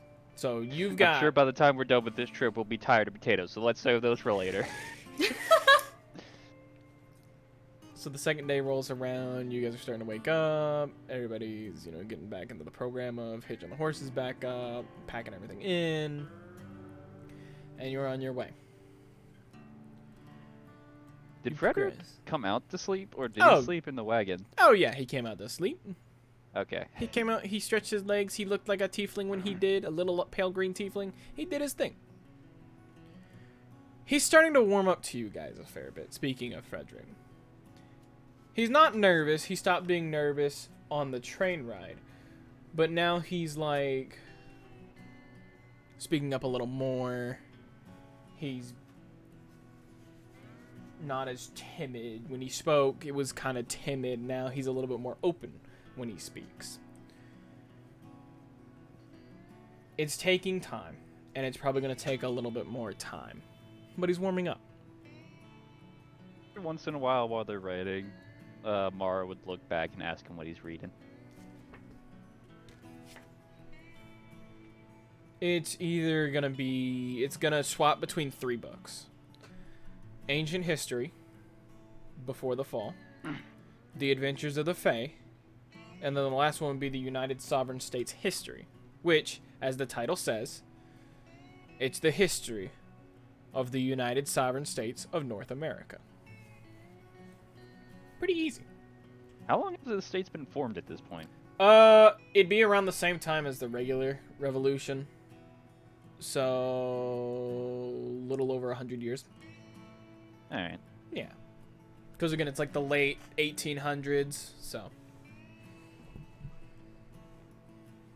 Second day, same deal. Nothing out of the ordinary. Trailing along, passing people. Day starts to end, night comes, you guys break down to camp. You go about your regular business again, cook dinner, eat dinner, go to sleep. Day comes up, wake up, make breakfast. What'd you put a little makeup? hitch the horses up and go on again. Side If the note, hmm. every time we're like settling down for the night, Mara would actually every once in a while play lookout to make sure nobody's like following us or Oh, like yeah. watching us or anything. Nobody's following. There is, for the second night, that same kind of light up ahead that was up ahead before. Like the night before. So you assume that you're not far from behind another group. And they're still a pretty good ways out. But it's obvious that you guys are stopping around the same times, resting and all that. Where you can just see a dim light up ahead. But, again, day comes around, breakfast is made, horse is hitched. And you guys start making your way. About 2 hours into the morning part of the trip, you're halted, though, by an odd sight. Your horse is kind of stirring. Not really happy, kind of spooked. Pat pat. And you start to see why. As up ahead, there's a ransacked smaller cart. Oh shit. Is that the one that passed us on the first night? And a smattering of blood on the side as you get closer. In front of that cart, hold on. In front of that cart is a corpse of a bloodied man. And a large, not really large, about the size, I'd say about the size of a wolf. Of a scaled creature, green over it, feeding itself. And then you see to the side, to the right side of it, another corpse leaning against a tree as another of those same creatures is feeding. You see the first one turn back, and it starts to make sense. These are forest drakes. Smaller dragon kin, but not true dragons. Ah shit, dude. It looks at you, you see it snarl, and you hear a small groan. The groan that drakes make. And this is where I share my screen. Oh, I'm still sharing the OBS screen. Whoa, actually I can just share the OBS screen. Shoot, because I have it here. Let me swap music real fast. And please roll initiatives.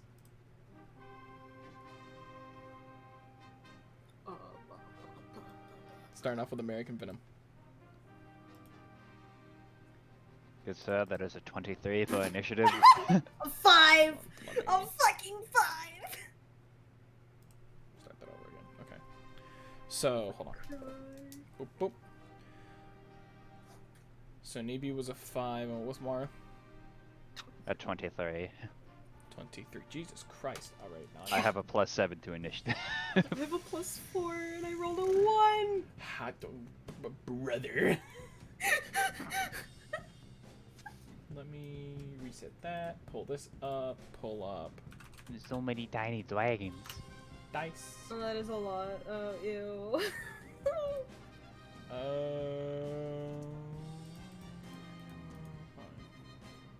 And you start to see in the woods some more start to creep out.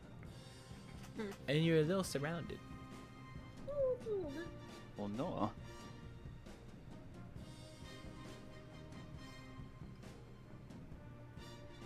I gotta write down these initiatives in order. Wow, so no surprise to anyone. Mara's gonna be first. With a freaking 23, dude. And now I will not roll higher than that for the rest of the session. If Blackbrook has taught me anything, yes, that is very true. That is definitely what's gonna happen.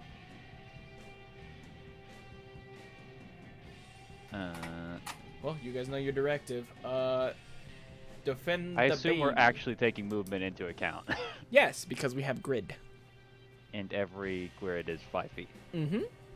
Okay. Well, I can't move far enough to go stab anything.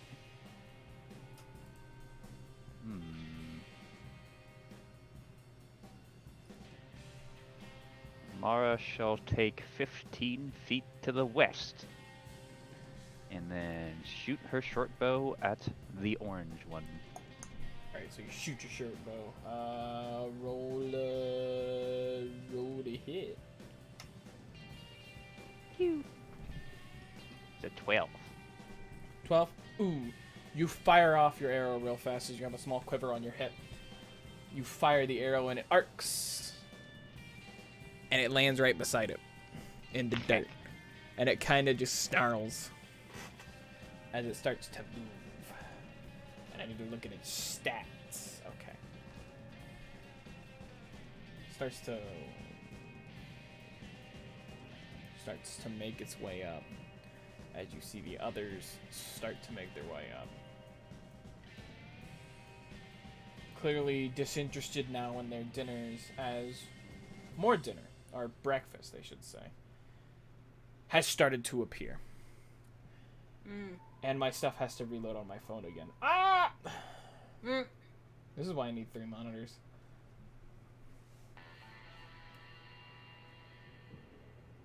And you see one coming out from behind the cart. This one, the yellow one. It's larger than the others. Fantastic. It's meaner as it snarls its teeth, its jagged, sharp, draconic teeth. Oh, you gotta... Mario, you immediately see one start to get up closer to you, trying to scampering. And he immediately snaps at you.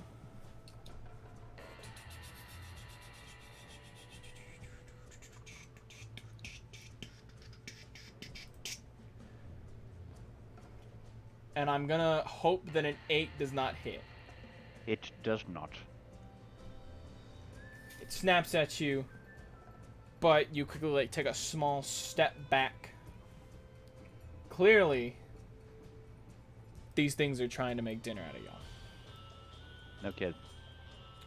But hey, you're adventurers. You're not some weak lily liver babies. I'm a doctor, god damn it. I'm a doctor, but so that one quickly comes up and tries to bite. You see another one come out of the side and start to get close to Neeby. Neeby, it is your turn now.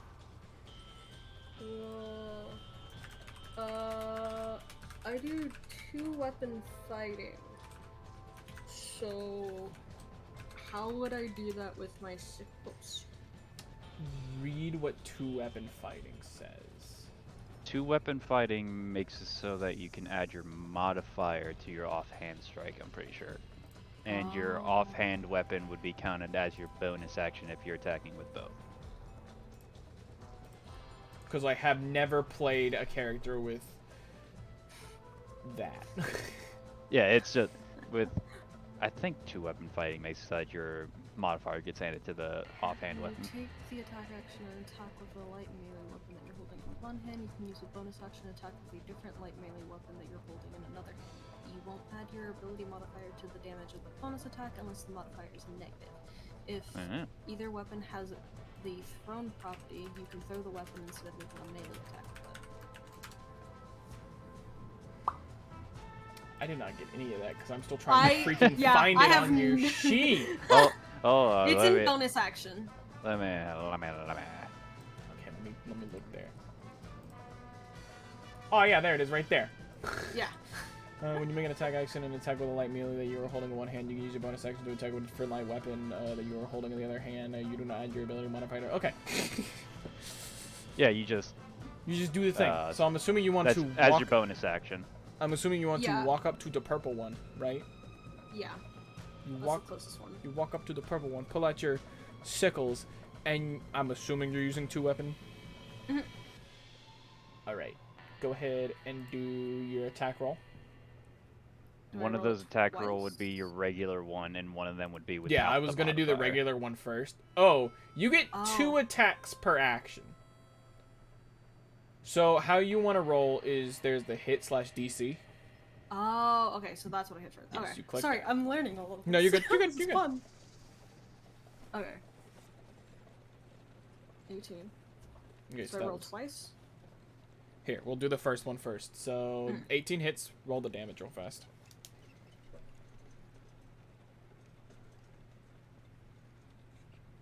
5. 5. All right. That'll be. You slash your sickle down real fast, and it scrapes across the Drake's face as it lets out a cry. And go ahead and make your second attack action, Okay. and then we'll do the bonus. Okay.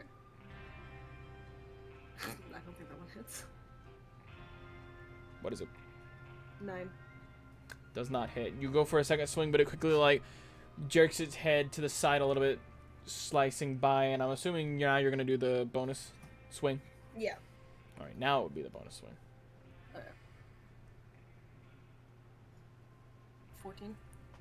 14. As he pulls its head back to miss the second strike, you swing back in with the third strike, and it slashes against his snoot.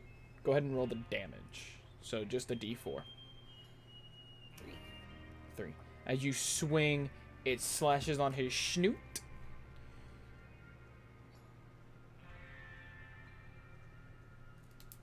And he lets out a low growl. And we're back up to the top. With Mara. Hi. Hi. You have one right in front of you now. Look at that. He's a little guy. Wow, he's right there. I can practically smell this disgusting creature. He smells like a dragon. Not that you would know what a dragon smells like, but he smells like a dragon. He smells infernal. Uh-oh, stinky boy. I am going to. He smells like a lizard would smell.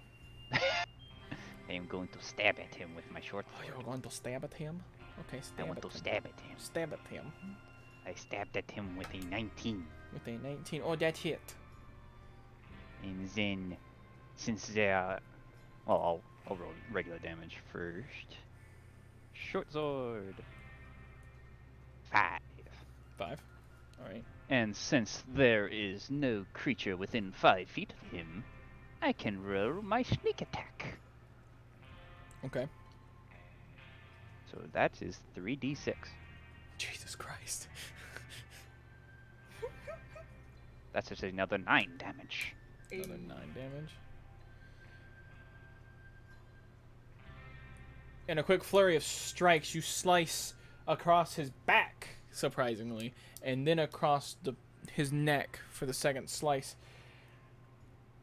And he kind of growls and kind of like steps back a little bit.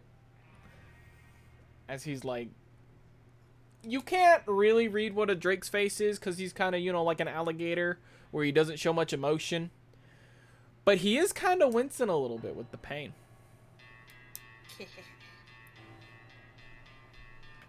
You see... Hmm? Oh, is it still your turn? Sorry. I thought... I am going to take 5 feet. I'm going to step 5 feet away, and I do not provoke an attack of opportunity. Because of one of my features, if I do a damage to that enemy that turn, he can't make an attack against me. And during your turn, fancy footwork, if you make a melee attack against a creature, that creature can't make opportunity attacks against you for the rest of the turn. Oh, okay. So yeah, so you slash at him and you jump back. Fast and precise. Like a doctor. Like a doctor with a Precision. scalpel. You see the one start to creep closer, spooking the horse, but he's not going for the horse, oddly enough. For an easy meal as the horse would be, he ain't doing it. And then you see, as he comes up behind Nevi, and he kind of tries to do the same bite. Hold on, this is why I need, like, a third monitor. He misses too. He kind of bites, but Nevi already knows that he's coming, so she kind of, like, does a little sidestep away from his bite, and he snarls back.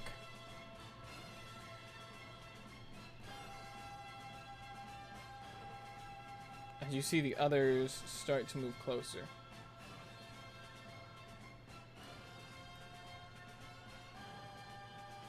Amara, we might get a little bit of trouble. You see the one that Mara slashed at start to crawl forward again as it tries to bite at her too. Oh my god. I'm assuming a 9 does not hit either. Right? I hope a 9 doesn't hit.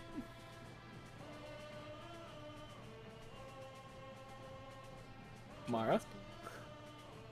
It does not. It does not. Okay, it tries to snap at you again, but since it's hurt, it's very slow when it tries to do it, so you are able to just sidestep it. This little goober. Maybe it is your turn, and you are starting to get very surrounded. Oh, lovely. I love that. I can't move, and I can't move because the kid's there.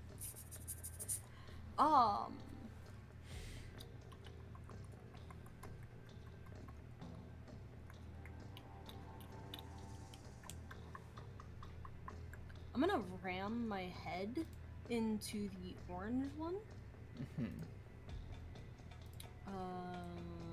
Blue. There, for your character, there should be a roll for that. Ram. Yep, 23. Damn. Yeah. Yeah, that do hit. And it does for 6, sorry. 6 damage. forgot Which it color one was that yeah. again? The orange one. Alright. And you said that was 6 damage? Yeah. Trying to keep their attention on me and not the kid. And I like then... to think he's still blissfully ignorant, just sitting just in the cart. reading, yeah. And then to the purple one that I was already attacking, I am going to strike him with my sickle again. 6. Does not hit. Does not hit.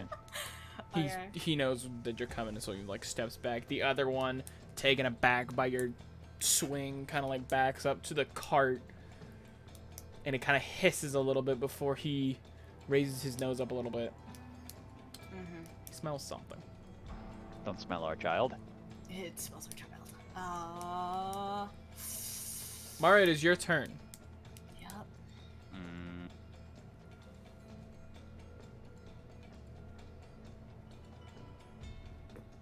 Alright, I think I can. I think I can.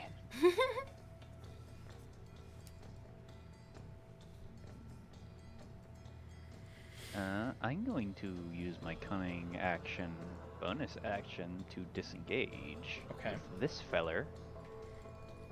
And I am going to move up and over to the yellow one. Right there? Yep. Alright. And I am going to stab him. Alright, stab him. Right Stab in the that boot. boy.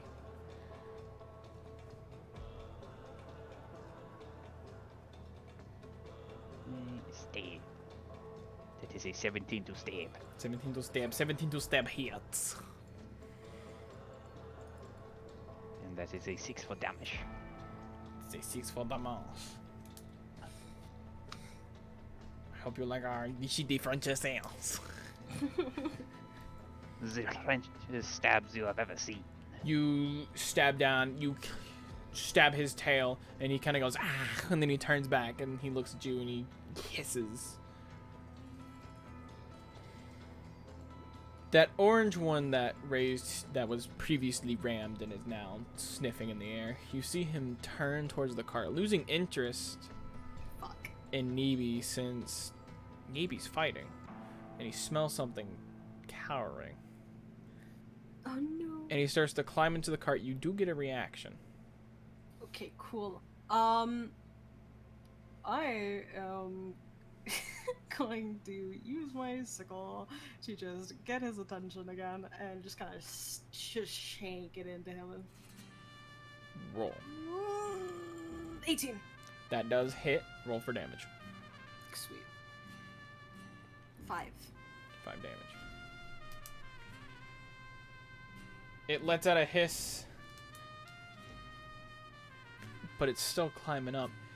And as it's climbing up, you hear, not far away behind you guys, a loud crack.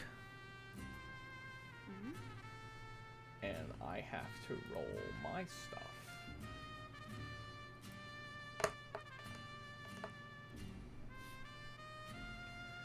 You hear a very loud crack, followed by something immediately hitting the one that was climbing into the cart, straight through its head, as it crumbles to the ground, twitching before not. And it is dead. You look and you see riding up on a horse a gentleman, dark brown hat, brown poncho, gruff looking, smoking revolver in hand as he pulls his horse back. And the one that you've been slashing at, you see, you know, the purple one.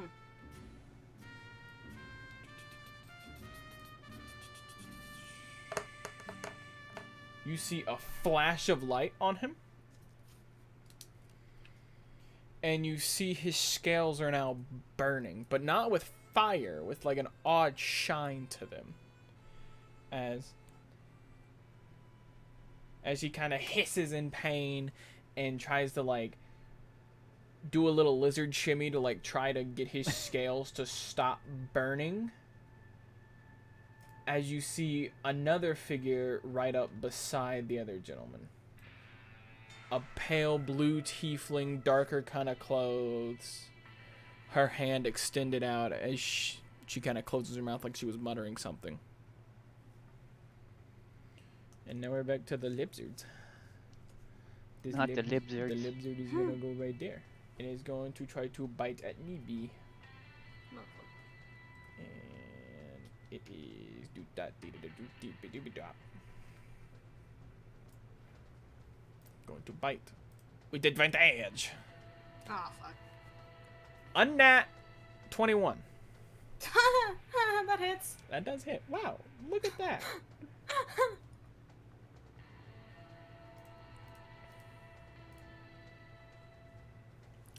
Three damage.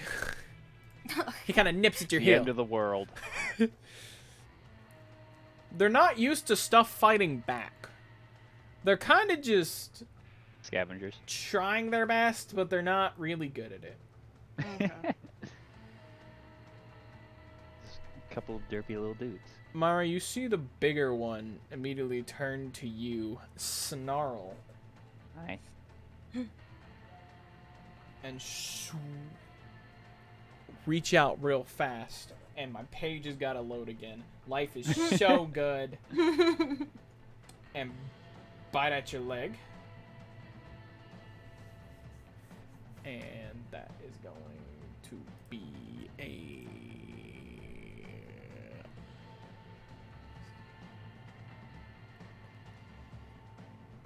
18 to hit. That would definitely hit. That would definitely hit. All right.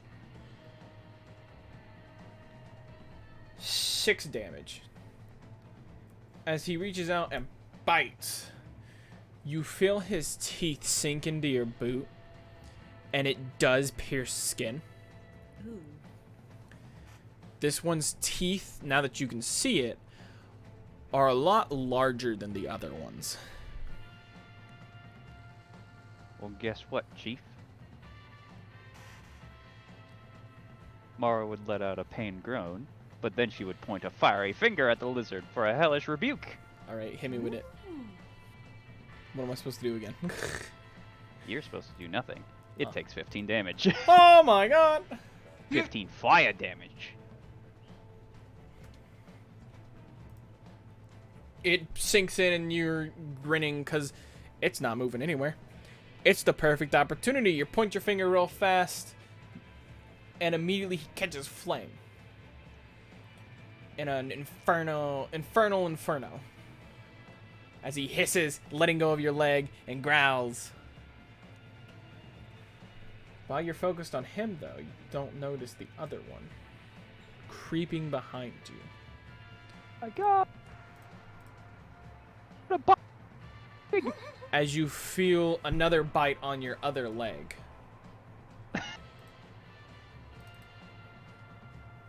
They want my toesies. Another 5 damage. God damn. As, even though this one is smaller teeth, it got just above your boot. Where you're only wearing, like, pants. To where the teeth do sink in. Beyond just a simple cloth. This bastard ruined my pants.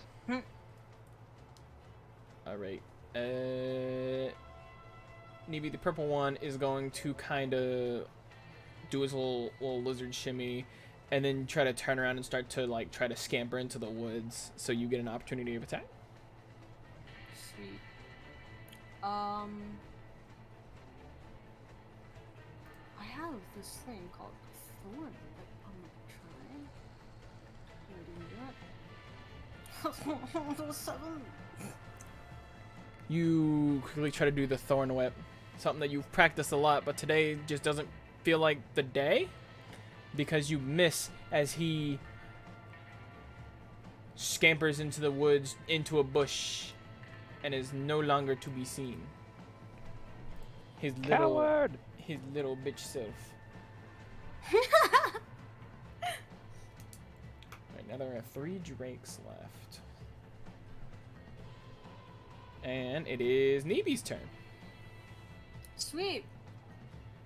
Very sad with that failed thorn whip. I'm just going to ram into the red one out of like anger and get 18 to hit. Fuck yeah! 18 does hit. Roll for damage. Just a quick damage. fuck. Yeah. 6. You ram into him. He hisses as he like recoils. Don't forget you have your other attack. Oh yeah. And then with And the a bonus attack. sickle- Oh, I do have a bonus. Fuck. Okay. Just gonna take all my anger out on this motherfucker. That one misses. It was a 7. Oof. And then for bonus attack, I'm gonna try with the sickle again. 15. 15 does hit. Oh wait, nope, not that one. I need to roll a normal d4. Wait. Roll. 2. 2, you said? Yep. Alright, that slash, as you step back, you kind of misjudged and you went a little too low and you kind of nicked his little shoulder. And he kind of hisses again. And then Mara, it is your turn. I am going to spin around to slash at the blue one. Slash at him. Slash I at him, shall good. slash at him. Slash at him with a +7 for a dirty 20. That hits. And then roll damage for that. For a 6, and since nobody is within 5 feet of him, that's another sneak attack for another 3d6. For a total of 15 damage overall. You quickly turn your blade upside down and slash it down into his skull, and with a quick swish and a crack, he immediately just goes flat on the floor and limp. As when you pull it out, you have gone straight through his head. And he is a dead. And alright, I'm going to use my bonus action to disengage. Okay. And I'm going to 5, 10, 15, 20. I'm gonna move to the top of the red one.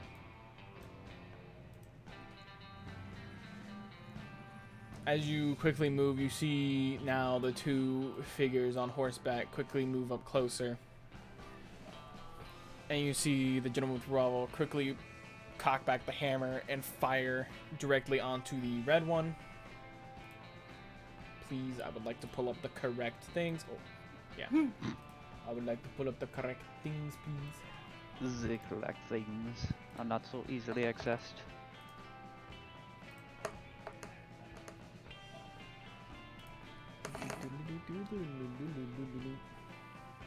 As he fires on the red one, the same effect happens. The bullet goes straight into its head, and it kind of just flumps down, dead as well. Nice. And then you see the woman kind of quickly push her hand out, and it glows like a light blue. As you see a bolt of light blue light come out of her hand and quickly go towards the bigger one, which hits. He's immediately engulfed in that blue light. I gotta do math in my head. Hold on. The hardest part about D&D. Math. He winces, he hisses, he growls, but he is still standing. The leader of the pack, the only one left. And you see him start to make his escape. Nevi, you have an opportunity of attack. Fuck yeah, I'm gonna try Thorn Whip again. Do it. Thorn Whip. Do it. Fuck, 8. It does not hit. You miss again, and he quickly scampers into the woods, never to be seen again. Maybe. The thing is if I make that shit, I bring them 10 feet closer to me. That man got a lot of movement to get all the way out there. You see, wanna well, shoot him with 5, my 10, bow. 15, 20, 25, 30, 35. Well, yeah, he made it in the tree line. He's gone. Motherfucker. He's You now a nemesis. We'll see him see- again. Next time, you see the lizard hissing.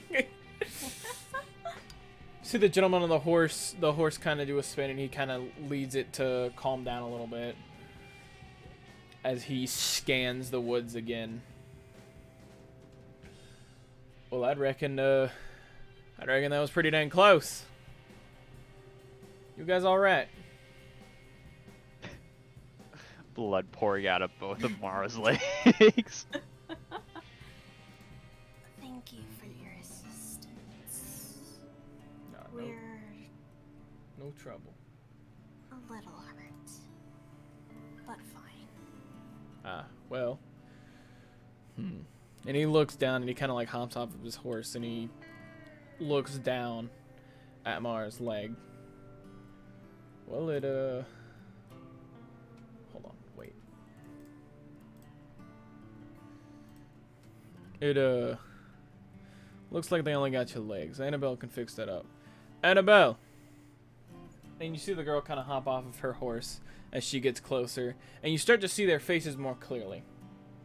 Annabelle, the one that he had just called for, has pale blue skin, light freckles dotting her face. Her eyes are soft golden. Her horns smaller than Mara's. Blue, just like her skin. Her frame a little smaller. Her dark hair tied up in a low bun underneath her dark hat. She comes over, she slips her gloves off, pocketing them into her pockets, into her little pants pockets. And she crouches down, looking at Mara's legs. Well, I can fix it, that's for sure. And we just need to get these boots off real fast. Here, can you sit down by the wheel real fast? As she helps Mara kind of go over to the wagon and Yeah, slowly set her she down. would go with her, limping slightly. As we're going, she'd be like, thankfully, it's nothing serious. Yeah, but something like that can lead to an infection, and infection's no good, so we'll fix that right up. So as you sit down, she starts to help you with your boots. It hurts. Boy, does it hurt.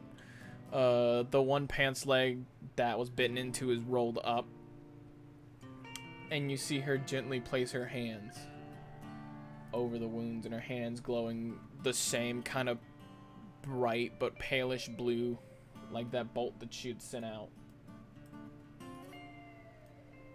And you're getting 10 points of healing. And you see Still missing 1 HP. That's just my pride.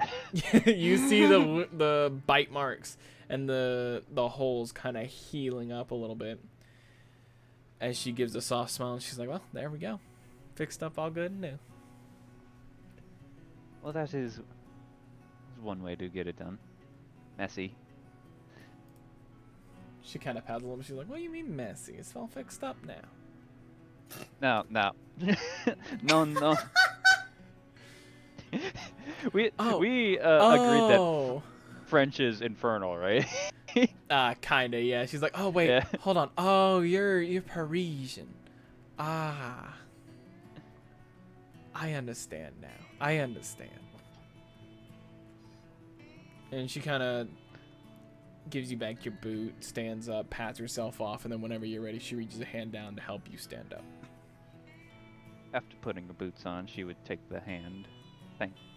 Very appreciatively. Well, as you just heard, I'm Annabelle. And this fine fellow is Albert. We're, traveling around a little bit, living our life.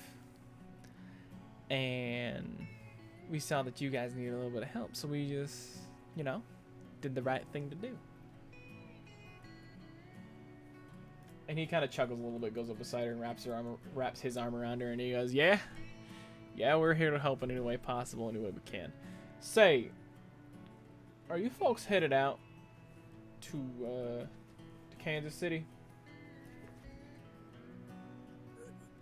Yes. Well, we're all headed the same way. It seems like. You mind if we tag along?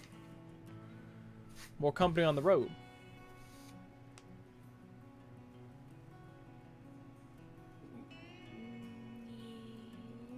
She turns towards Mara.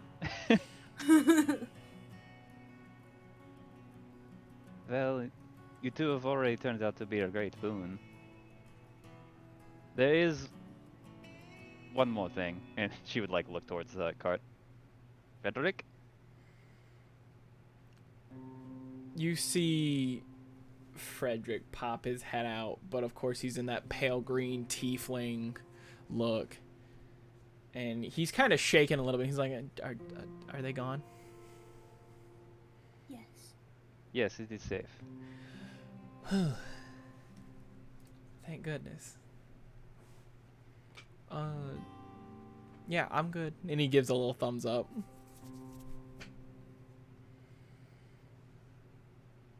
And It's just the three of us traveling.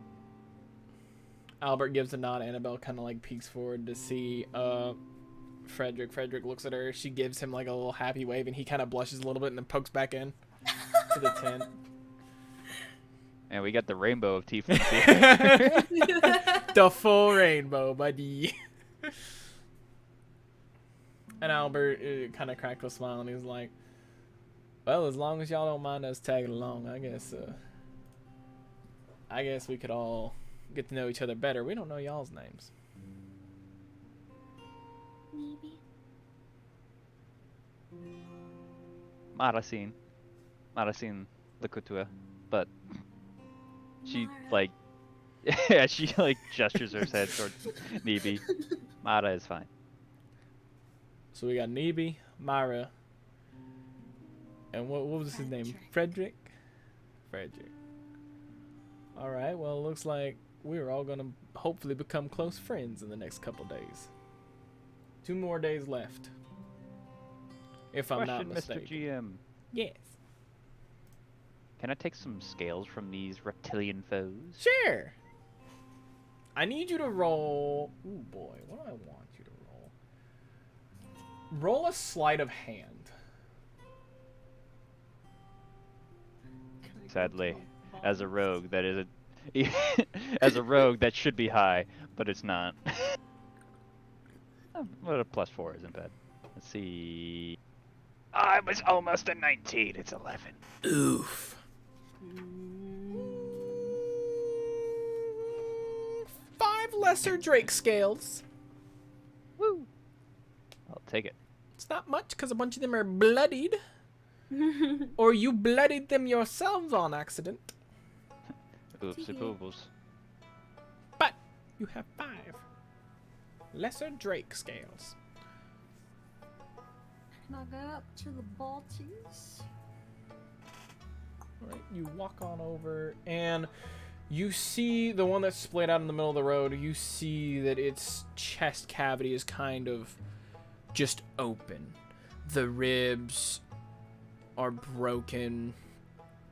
It's a mess. The one that's leaning up against the stump is in the same kind of state where his chest and stomach are just gouged out of. And then you see a third one off a little bit in the woods. A red dragonborn with blacks. No, he's a black dragonborn with his blood all over him, as he is also mauled. Can I like move them out of the way, and like if any of their faces, like if their eyes are open, if their face is still kind of put together, I'm gonna close them. Their faces, And then- for the most part, are pretty decently still kept together, so you're able to, if their eyes are open, you can close them. You pull them off to the side. And then I'm going to take anything shiny.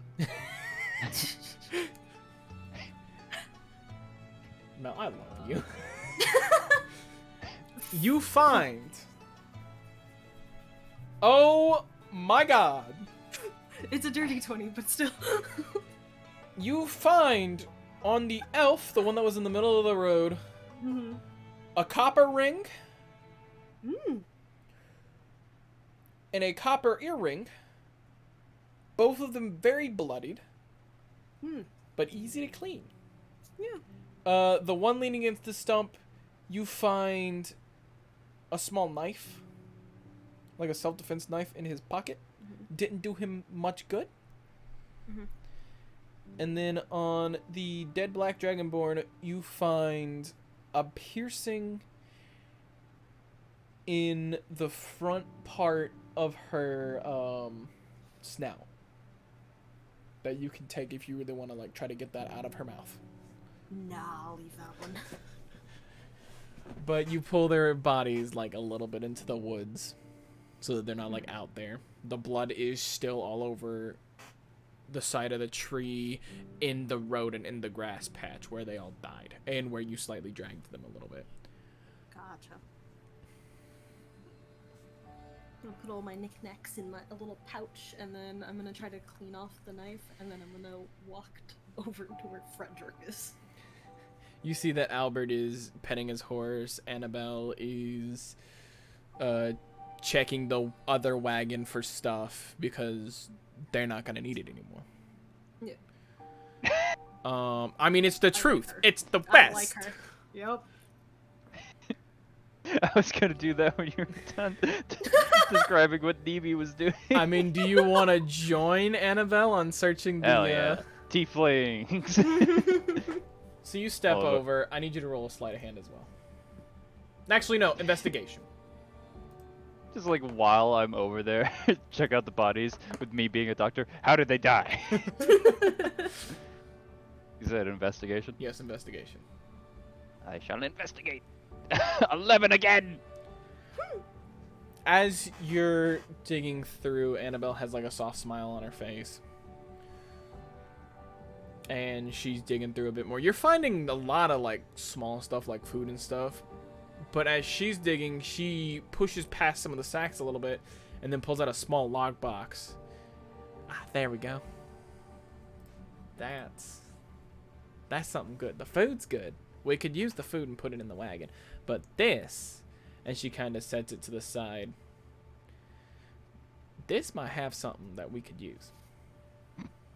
As she's saying that, Mara would flash her thieves tool. She'd kind of crack a smile and she'd be like, beautiful.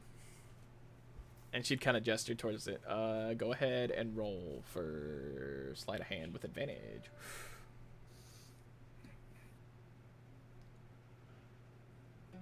Let's see. 16. Pink! Pops open. The small lockbox pops open, and you find 5 gold notes, 20 silver notes, and a ledger. The ledger being for a gold prospect spot out in the Gold Valley. Oh, so these guys were just gonna try to make it rich. Oh, that's sad. She kind of looks over it and she's like, yeah, that sounds about right. Well, and she rolls it up and she stuffs it into her shirt and she's like, they ain't gonna need that. You guys can keep the notes. We really don't need those. Not with this. And she kind of like passed her shirt where she tucked the paper. Mara would pocket the notes. All right, Merci remember, beaucoup. 3 Was it- gold, 20 silver. 3 and 20. You know, I've met a few Parisians in my time, but they've always been so stuffy. You don't seem very stuffy. She pauses for a second. Let's just say I didn't have a usual upbringing. Well, we all didn't have a usual upbringing. Some of us had a little bit rougher than others. As she gives a slight little smile and she walks back to her horse. Albert is already on his horse. Well, I think it's time that we gone on a moseying. Can I check on our horse? Yeah, your horse is a spooked little guy. He's so spooked. Ooh boy, those little lizard boys spooked him, but for some reason they didn't want to eat him. Kind of crazy. Some pets and pats are in order. Roll an animal handling check. And mayhaps a carrot. With advantage. +1, let's go. 19! He takes the carrot. Nom, nom, nom, nom, nom, nom. Hey. He happily eats the carrot. See Annabelle hop on her horse as well. And I'm assuming you guys climb onto the cart. I'm gonna hand Frederick the knife and be like, Just in case He we can- aren't close. He kind of holds it in both of his hands and he gives a little nod as he sets it to the side.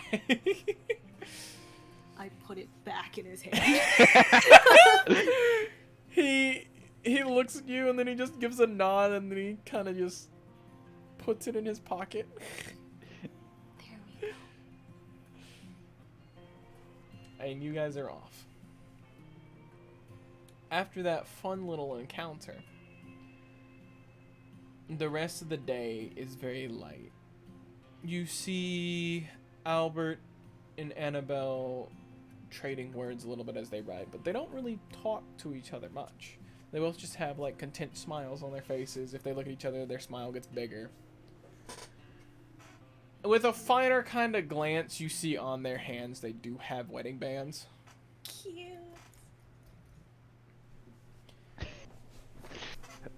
I just have like a nagging suspicion that these two are just like wanted outlaws. Oh, abso-fucking-lutely. But you're all riding along. And soon, like the past 2 days, night starts to fall. You know, you all stop close to the river. By the way, to show you guys real fast. Hmm? Like, the river's right there. Like, the path is literally right along the river for a lot of spots. Ah. So you guys are, like, taking breaks near the water. Which makes it Wait. easier for getting water. Where did that Drake that went to the north go? Skitty, skitty, skitty, skitty, skitty. Actually, he can actually breathe underwater. Oh, Like, really? I'm not shitting you. He can breathe underwater, so he went What a into little the shit. Like, that's one thing that I didn't realize, but as I was reading their sheets, I'm like, oh, well, that gives me plausible deniability.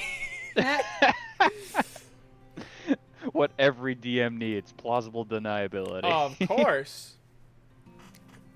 As you guys are setting up camp, start the fire, food's cooking, you see that Annabelle kind of, like, takes over a little bit. Not in, like, a rude, like, let me do it, but in kind of like a, she started helping, and then she helped more. And then she just started. But it looks nice. It's, you guys were about to make like kind of like steaks with the potatoes and all that, but then she had somehow, while slowly taking over, turned into a stew. And as you guys, like, fished out bowls, you were like, this is kind of odd that it's a stew now. But then you tried it and you're like, holy shit, this is the best damn stew I've had in a long time. And she's... Stupendous, one might say. She's happily over there just eating away. Albert's sitting there beside her eating. Just with a soft smile. I think this is the best one you've made yet. She kind of chuckles a little bit. And you see that they're very close. Like, physically, like, right beside each other. But they are very close in a lot of ways. And as, you know, you guys start finishing up, Annabelle kind of takes the dishes from you guys, steps over to the river and starts, like, cleaning them out a little bit, you know, helping out a little more. As Albert kind of leans back and he pulls out a little harmonica. Flute harmonica duo. Flute harmonica duo. And he starts gently playing it. And I'm gonna assume that Neeby is also gonna want to play with him. Oh, absolutely. I need you to roll a performance check. Okay.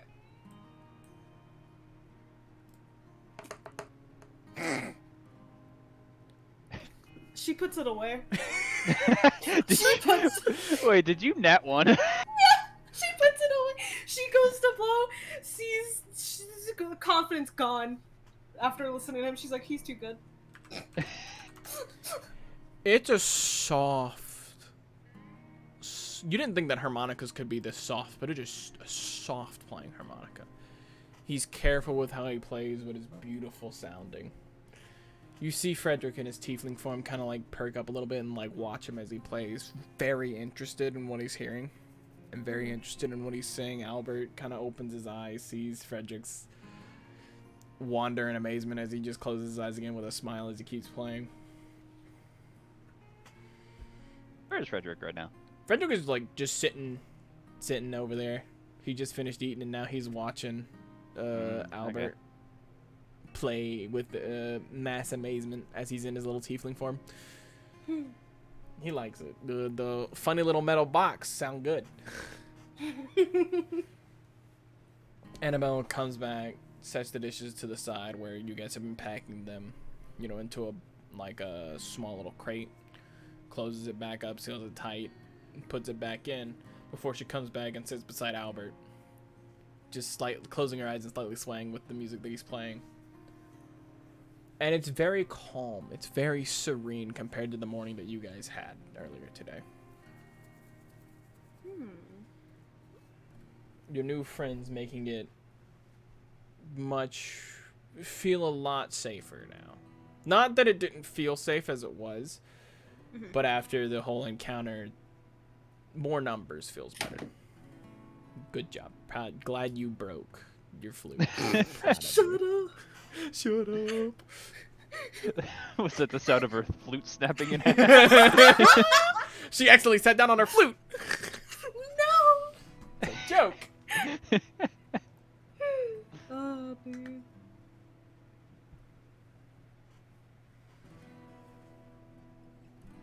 But you guys start to fall asleep and you see that these two are very affectionate. Like, God, they're like the affectionate Get that a makes room. you want to, like, yes.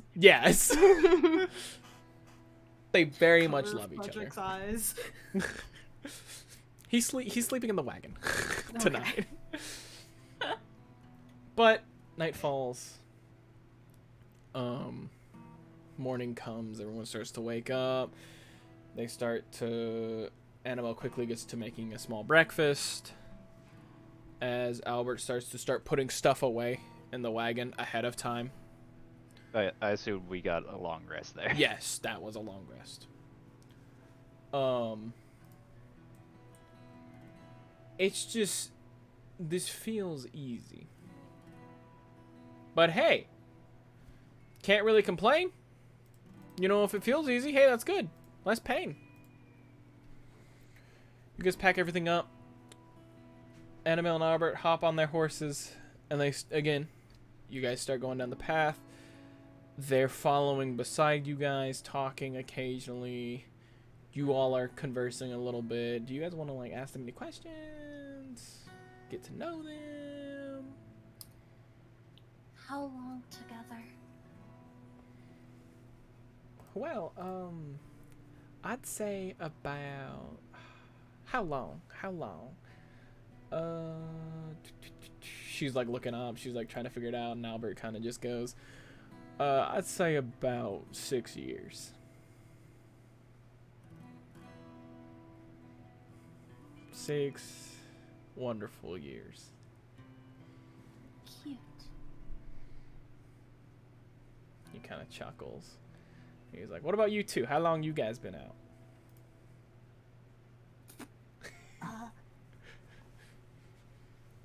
2 wonderful years.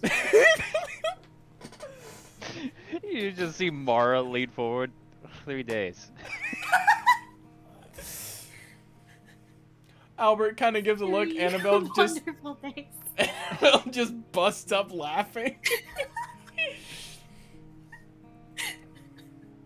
Albert's kind of like, I don't.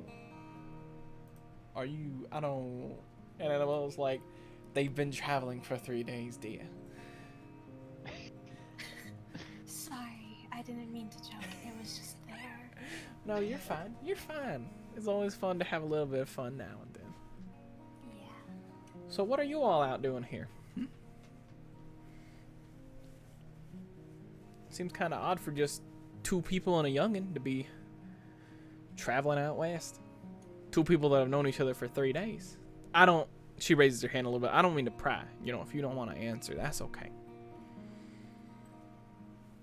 Safer places elsewhere. She cracks a half smile. She was like, yeah. Yeah, that's true. Truer words never been said. Personally, I've been wanting to move out west for some time now. Well, out west is pretty. Large pines, great big mountains, vast deserts. Seen it all. Full Even of drakes, seen a... apparently. Try a dragon. As he says a dragon, you see Frederick's eyes go big. And you... Pokes out of the wagon. You two know why. To this time, there's only been 3 recorded dragons. Mm-hmm. Like, pure blood dragons. Damn. Because in the past, they had been hunted down to near extinction. And the fact that one of them is out here is a surprise in itself. You see Albert kind of cock a smile as he, like, you know, a little cocky that he just said that he saw a dragon.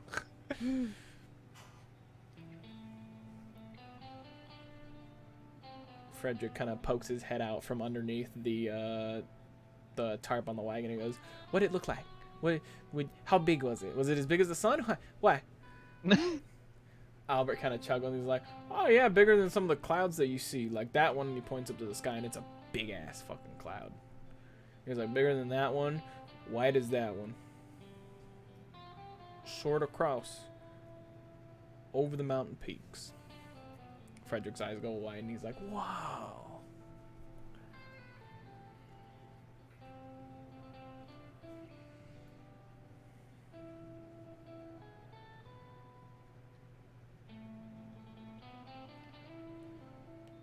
Those short conversations continue on for a little bit. And you guys continue on down. Again, in an eventful day. But I do want to point out, when you break down for another night, that familiar light you saw the first 2 nights, you didn't realize the 3rd night, but the 4th night, you realize there's no light. Which probably means that the people that were those light were the ones that you guys found. Our friends. Friends. We knew them for like 2 whole days. 12 From a seconds, distance. We didn't talk to them at all. They passed us.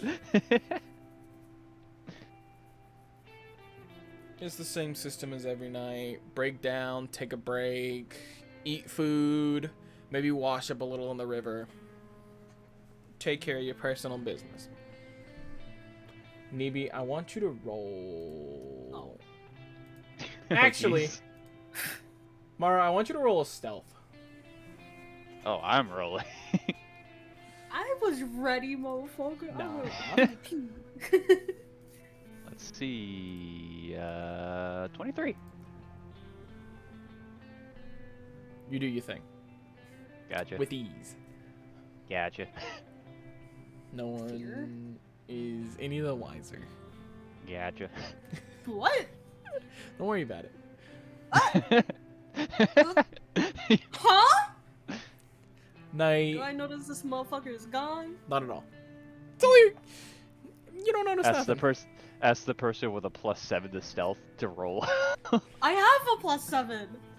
But what's your passive perception? That's a great 10. No. No, it's 10. Wait. It's Yeah, a 10. He Maybe- rolled 23. Never mind. Yeah. Never Maybe mind. that's a yeah. I'm like a fucking shadow. Fucking disappeared. I'm like, well, there goes Mara. You would assume that if Mara left, she was like washing up in the water or, you know, general camp stuff. Using the Yeah. bathroom, whatever it is. Same as the last night. Annabelle makes the food. Albert plays his harmonica. Do you want to try again on this one, Nibi? Yes. Round 2, baby. Roll a Like, performance. fuck up, I'm gonna cry. 18. There we go. You heard him play the previous night, so you're like, I'm ready. I got this. And he starts the same way he did the last night. Mhm. And you pick up on that, and you play, and you match him perfectly. The music is soft, it's beautiful. It has that light little bit of air to it thanks to you. And it's got a soft sound. Albert kind of cracks a smile as he's playing. He plays through the entire piece that he did last night, and then he pulls the harmonica down and he chuggles a little bit and he's like, I didn't know you played. Sometimes I was nervous the first time. Well, nerves are nothing. You sounded good. Thank you. And he kind of just grunts as he gets up, stretches out a little, and he's like, well, it's looking like it's time for time to sleep a little bit. And then I guess tomorrow's the last day till we get to Kansas.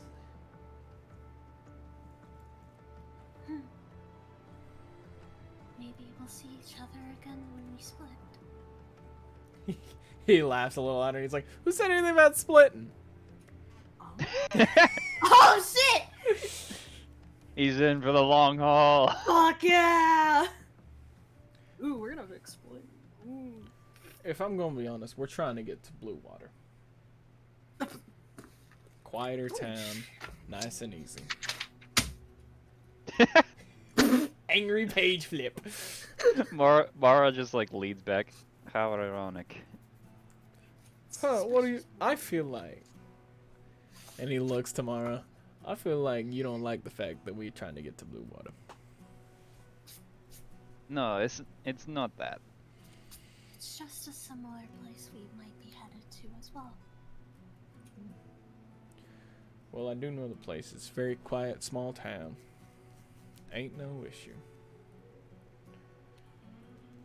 And as Annabelle comes back, he kind of like sees her come back, but he acts like nothing's going on. And then as soon as she gets closer, he kind of like scoops her up. And they're back to being lovey-dovey as he walks away. And he's like, as he's carrying her, and he's like, well, I'll see you tomorrow morning. And as he walks away. Mara just locks eyes with Nibby. Frederick is, if you guys go and check on him, he is passed out in the wagon again. He tends to end up sleeping in the wagon. It's like a little comfy space for him. But he is out like a light. Does that boy have a blanket on? He has a book over his face. He does not have a blanket. Put a blanket on that boy and a pillow below his head. Do you keep the book on his face? Yes. Okay. Sure. Now with a blanket, a pillow, and a book on his face, he is now more comfy as he sleeps. You realize though, as he sleeps, he is in his changeling form. Okay. Because it's very hard to concentrate on keeping a form when you are asleep. Yeah. No kidding. Yeah. Believe it or not. He eats, breathes, and sleeps as a fucking tiefling. That'd be rough. Mm-hmm. But morning comes. As you it both do. wake up, you see Annabelle is already cooking. And Albert is already packing stuff up as Frederick is kind of just walking out from a little wood patch. Fixing his pants a little bit. He's very sleepy. Because he just got woken up. Like, First thing I was about to say was piss boy, and I was like, wait, I'm gonna say shit. little piss boy. Listen, that redeem is golden. I don't care what anybody says. It's so good.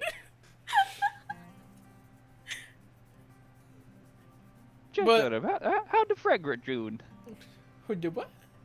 How'd the Frederick doing? He's good. He's still his little tiefling.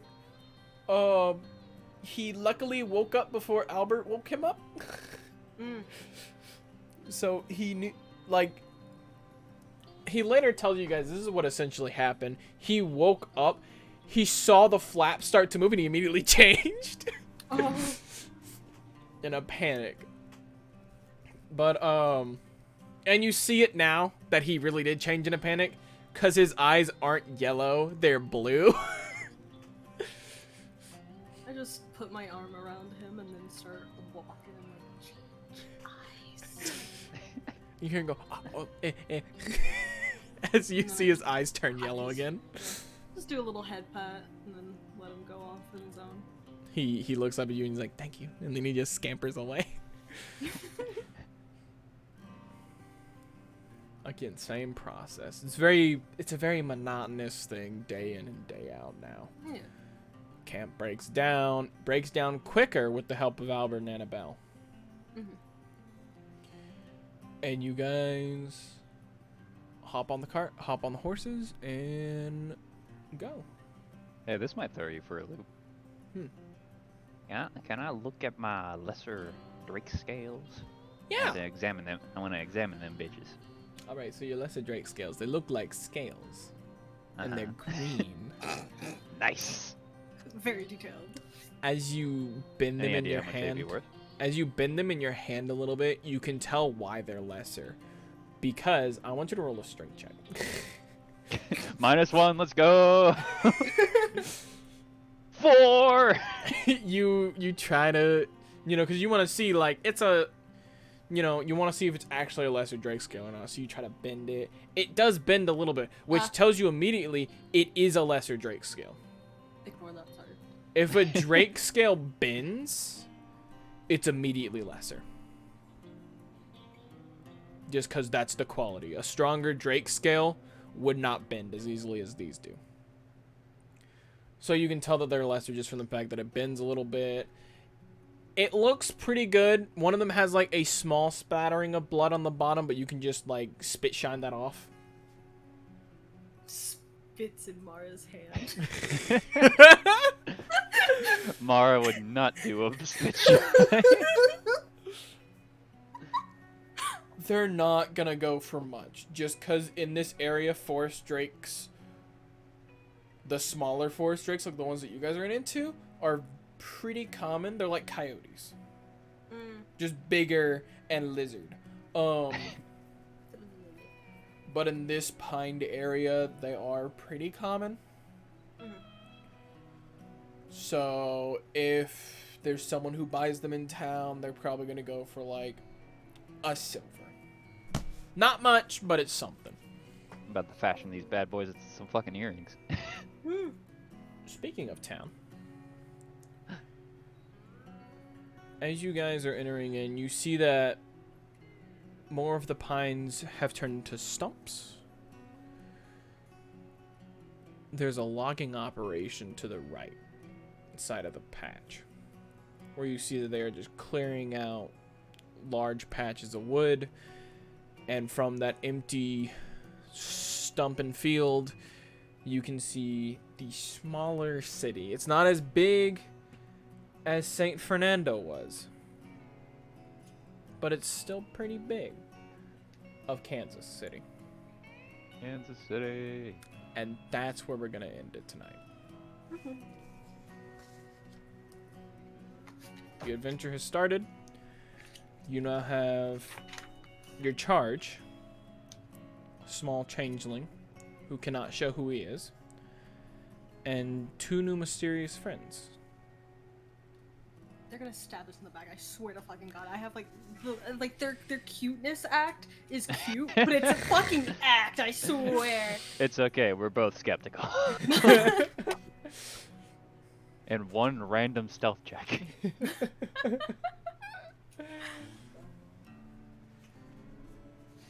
That was fun. Yeah. Yeah. And nobody almost died this time. Look at that. I'm getting better. I half died. You lost 10 hit points. 12. You lost... Okay, yeah, I see now what you mean by almost half. You have 28. Jesus Christ. We are you're squishy. weak. You are a baby. I'm 34. I'm a rogue. I was supposed to get in and get out. I'm not supposed to be hit. That's true. That's Albert has a lot. Annabelle has a little more than Nevie. true. Okay. I'm not going to say I am- exact amounts, but... I am Yeah. rogue. I am squishy. You squishy boy. Squishy little baby. But yeah. Hopefully we can hit this a little more frequently than we did with the other Dark Crossing. I still have to finish the other Dark Crossing. So hopefully I can get the others involved on that. And we can get the thrilling conclusion to that one. But And for now, gamers... We finish this one first and then have a 10-year time skip and then make a special guest appearance. Boy, would things be different. Or we're both level 20. But for now, that's all I got. That's Dark Crossing the Escort, Part 1. And I think it's time we find someone to raid. Yeah. Thank you, Jordan. And thank you, Mulbar, for joining. And Thank you, I'm very Jasper, excited for to see asking. what happens. Also, why is Twitch showing the Carolina versus Chicago game? This makes no sense to me. Who would watch this? Apparently someone. 86.8k people would. Ew. Who we gonna raid? Who we gonna raid? Who we gonna raid? We got a lot of people working today. A lot of people hanging out. A lot of people doing things. We will raid a Western tuber. We'll raid the Bandita Rosa. She's doing a little bit of Yu-Gi-Oh. Never played, but you know what? I ain't raided Rosa in a while, so. Raid Bandita Rosa. Make sure it's spelled correctly, because I can't Kind spell of to save my life. Eldritch or ritual are you casting over there? The raid spell, believe it or not. Speaking of which, raid. What? I typed it incorrectly! Apparently not. Oh, I didn't type it incorrectly. I put an E instead of an A at the end. Boo! Don't boo Bad me. streamer. Don't. No, you son of a bitch.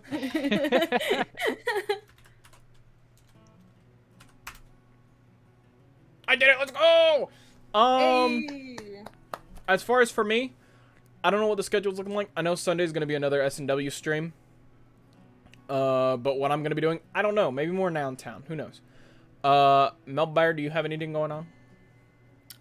Fuck. Sunday I might be streaming more of the complex SMP that I just recently started, so that'd be Nice, interesting. nice, nice. I saw a little bit of that today. Looked interesting. Yeah. Jordan. I exist. Jordan does not stream, but we still love Jordan. I still love Yeah. People want me to stream, but I don't stream. Nah.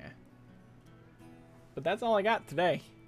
Again, thank you everyone for stopping on by. Thank you all for the raids. Alex, thank you for the raid. Melly, thank you for the raid. Thank you everyone for the bits, the subs, the little hype train that we had. Haven't had a hype train in a while, and God, I love you guys. Oh, thank you, Onion, too, for the raid.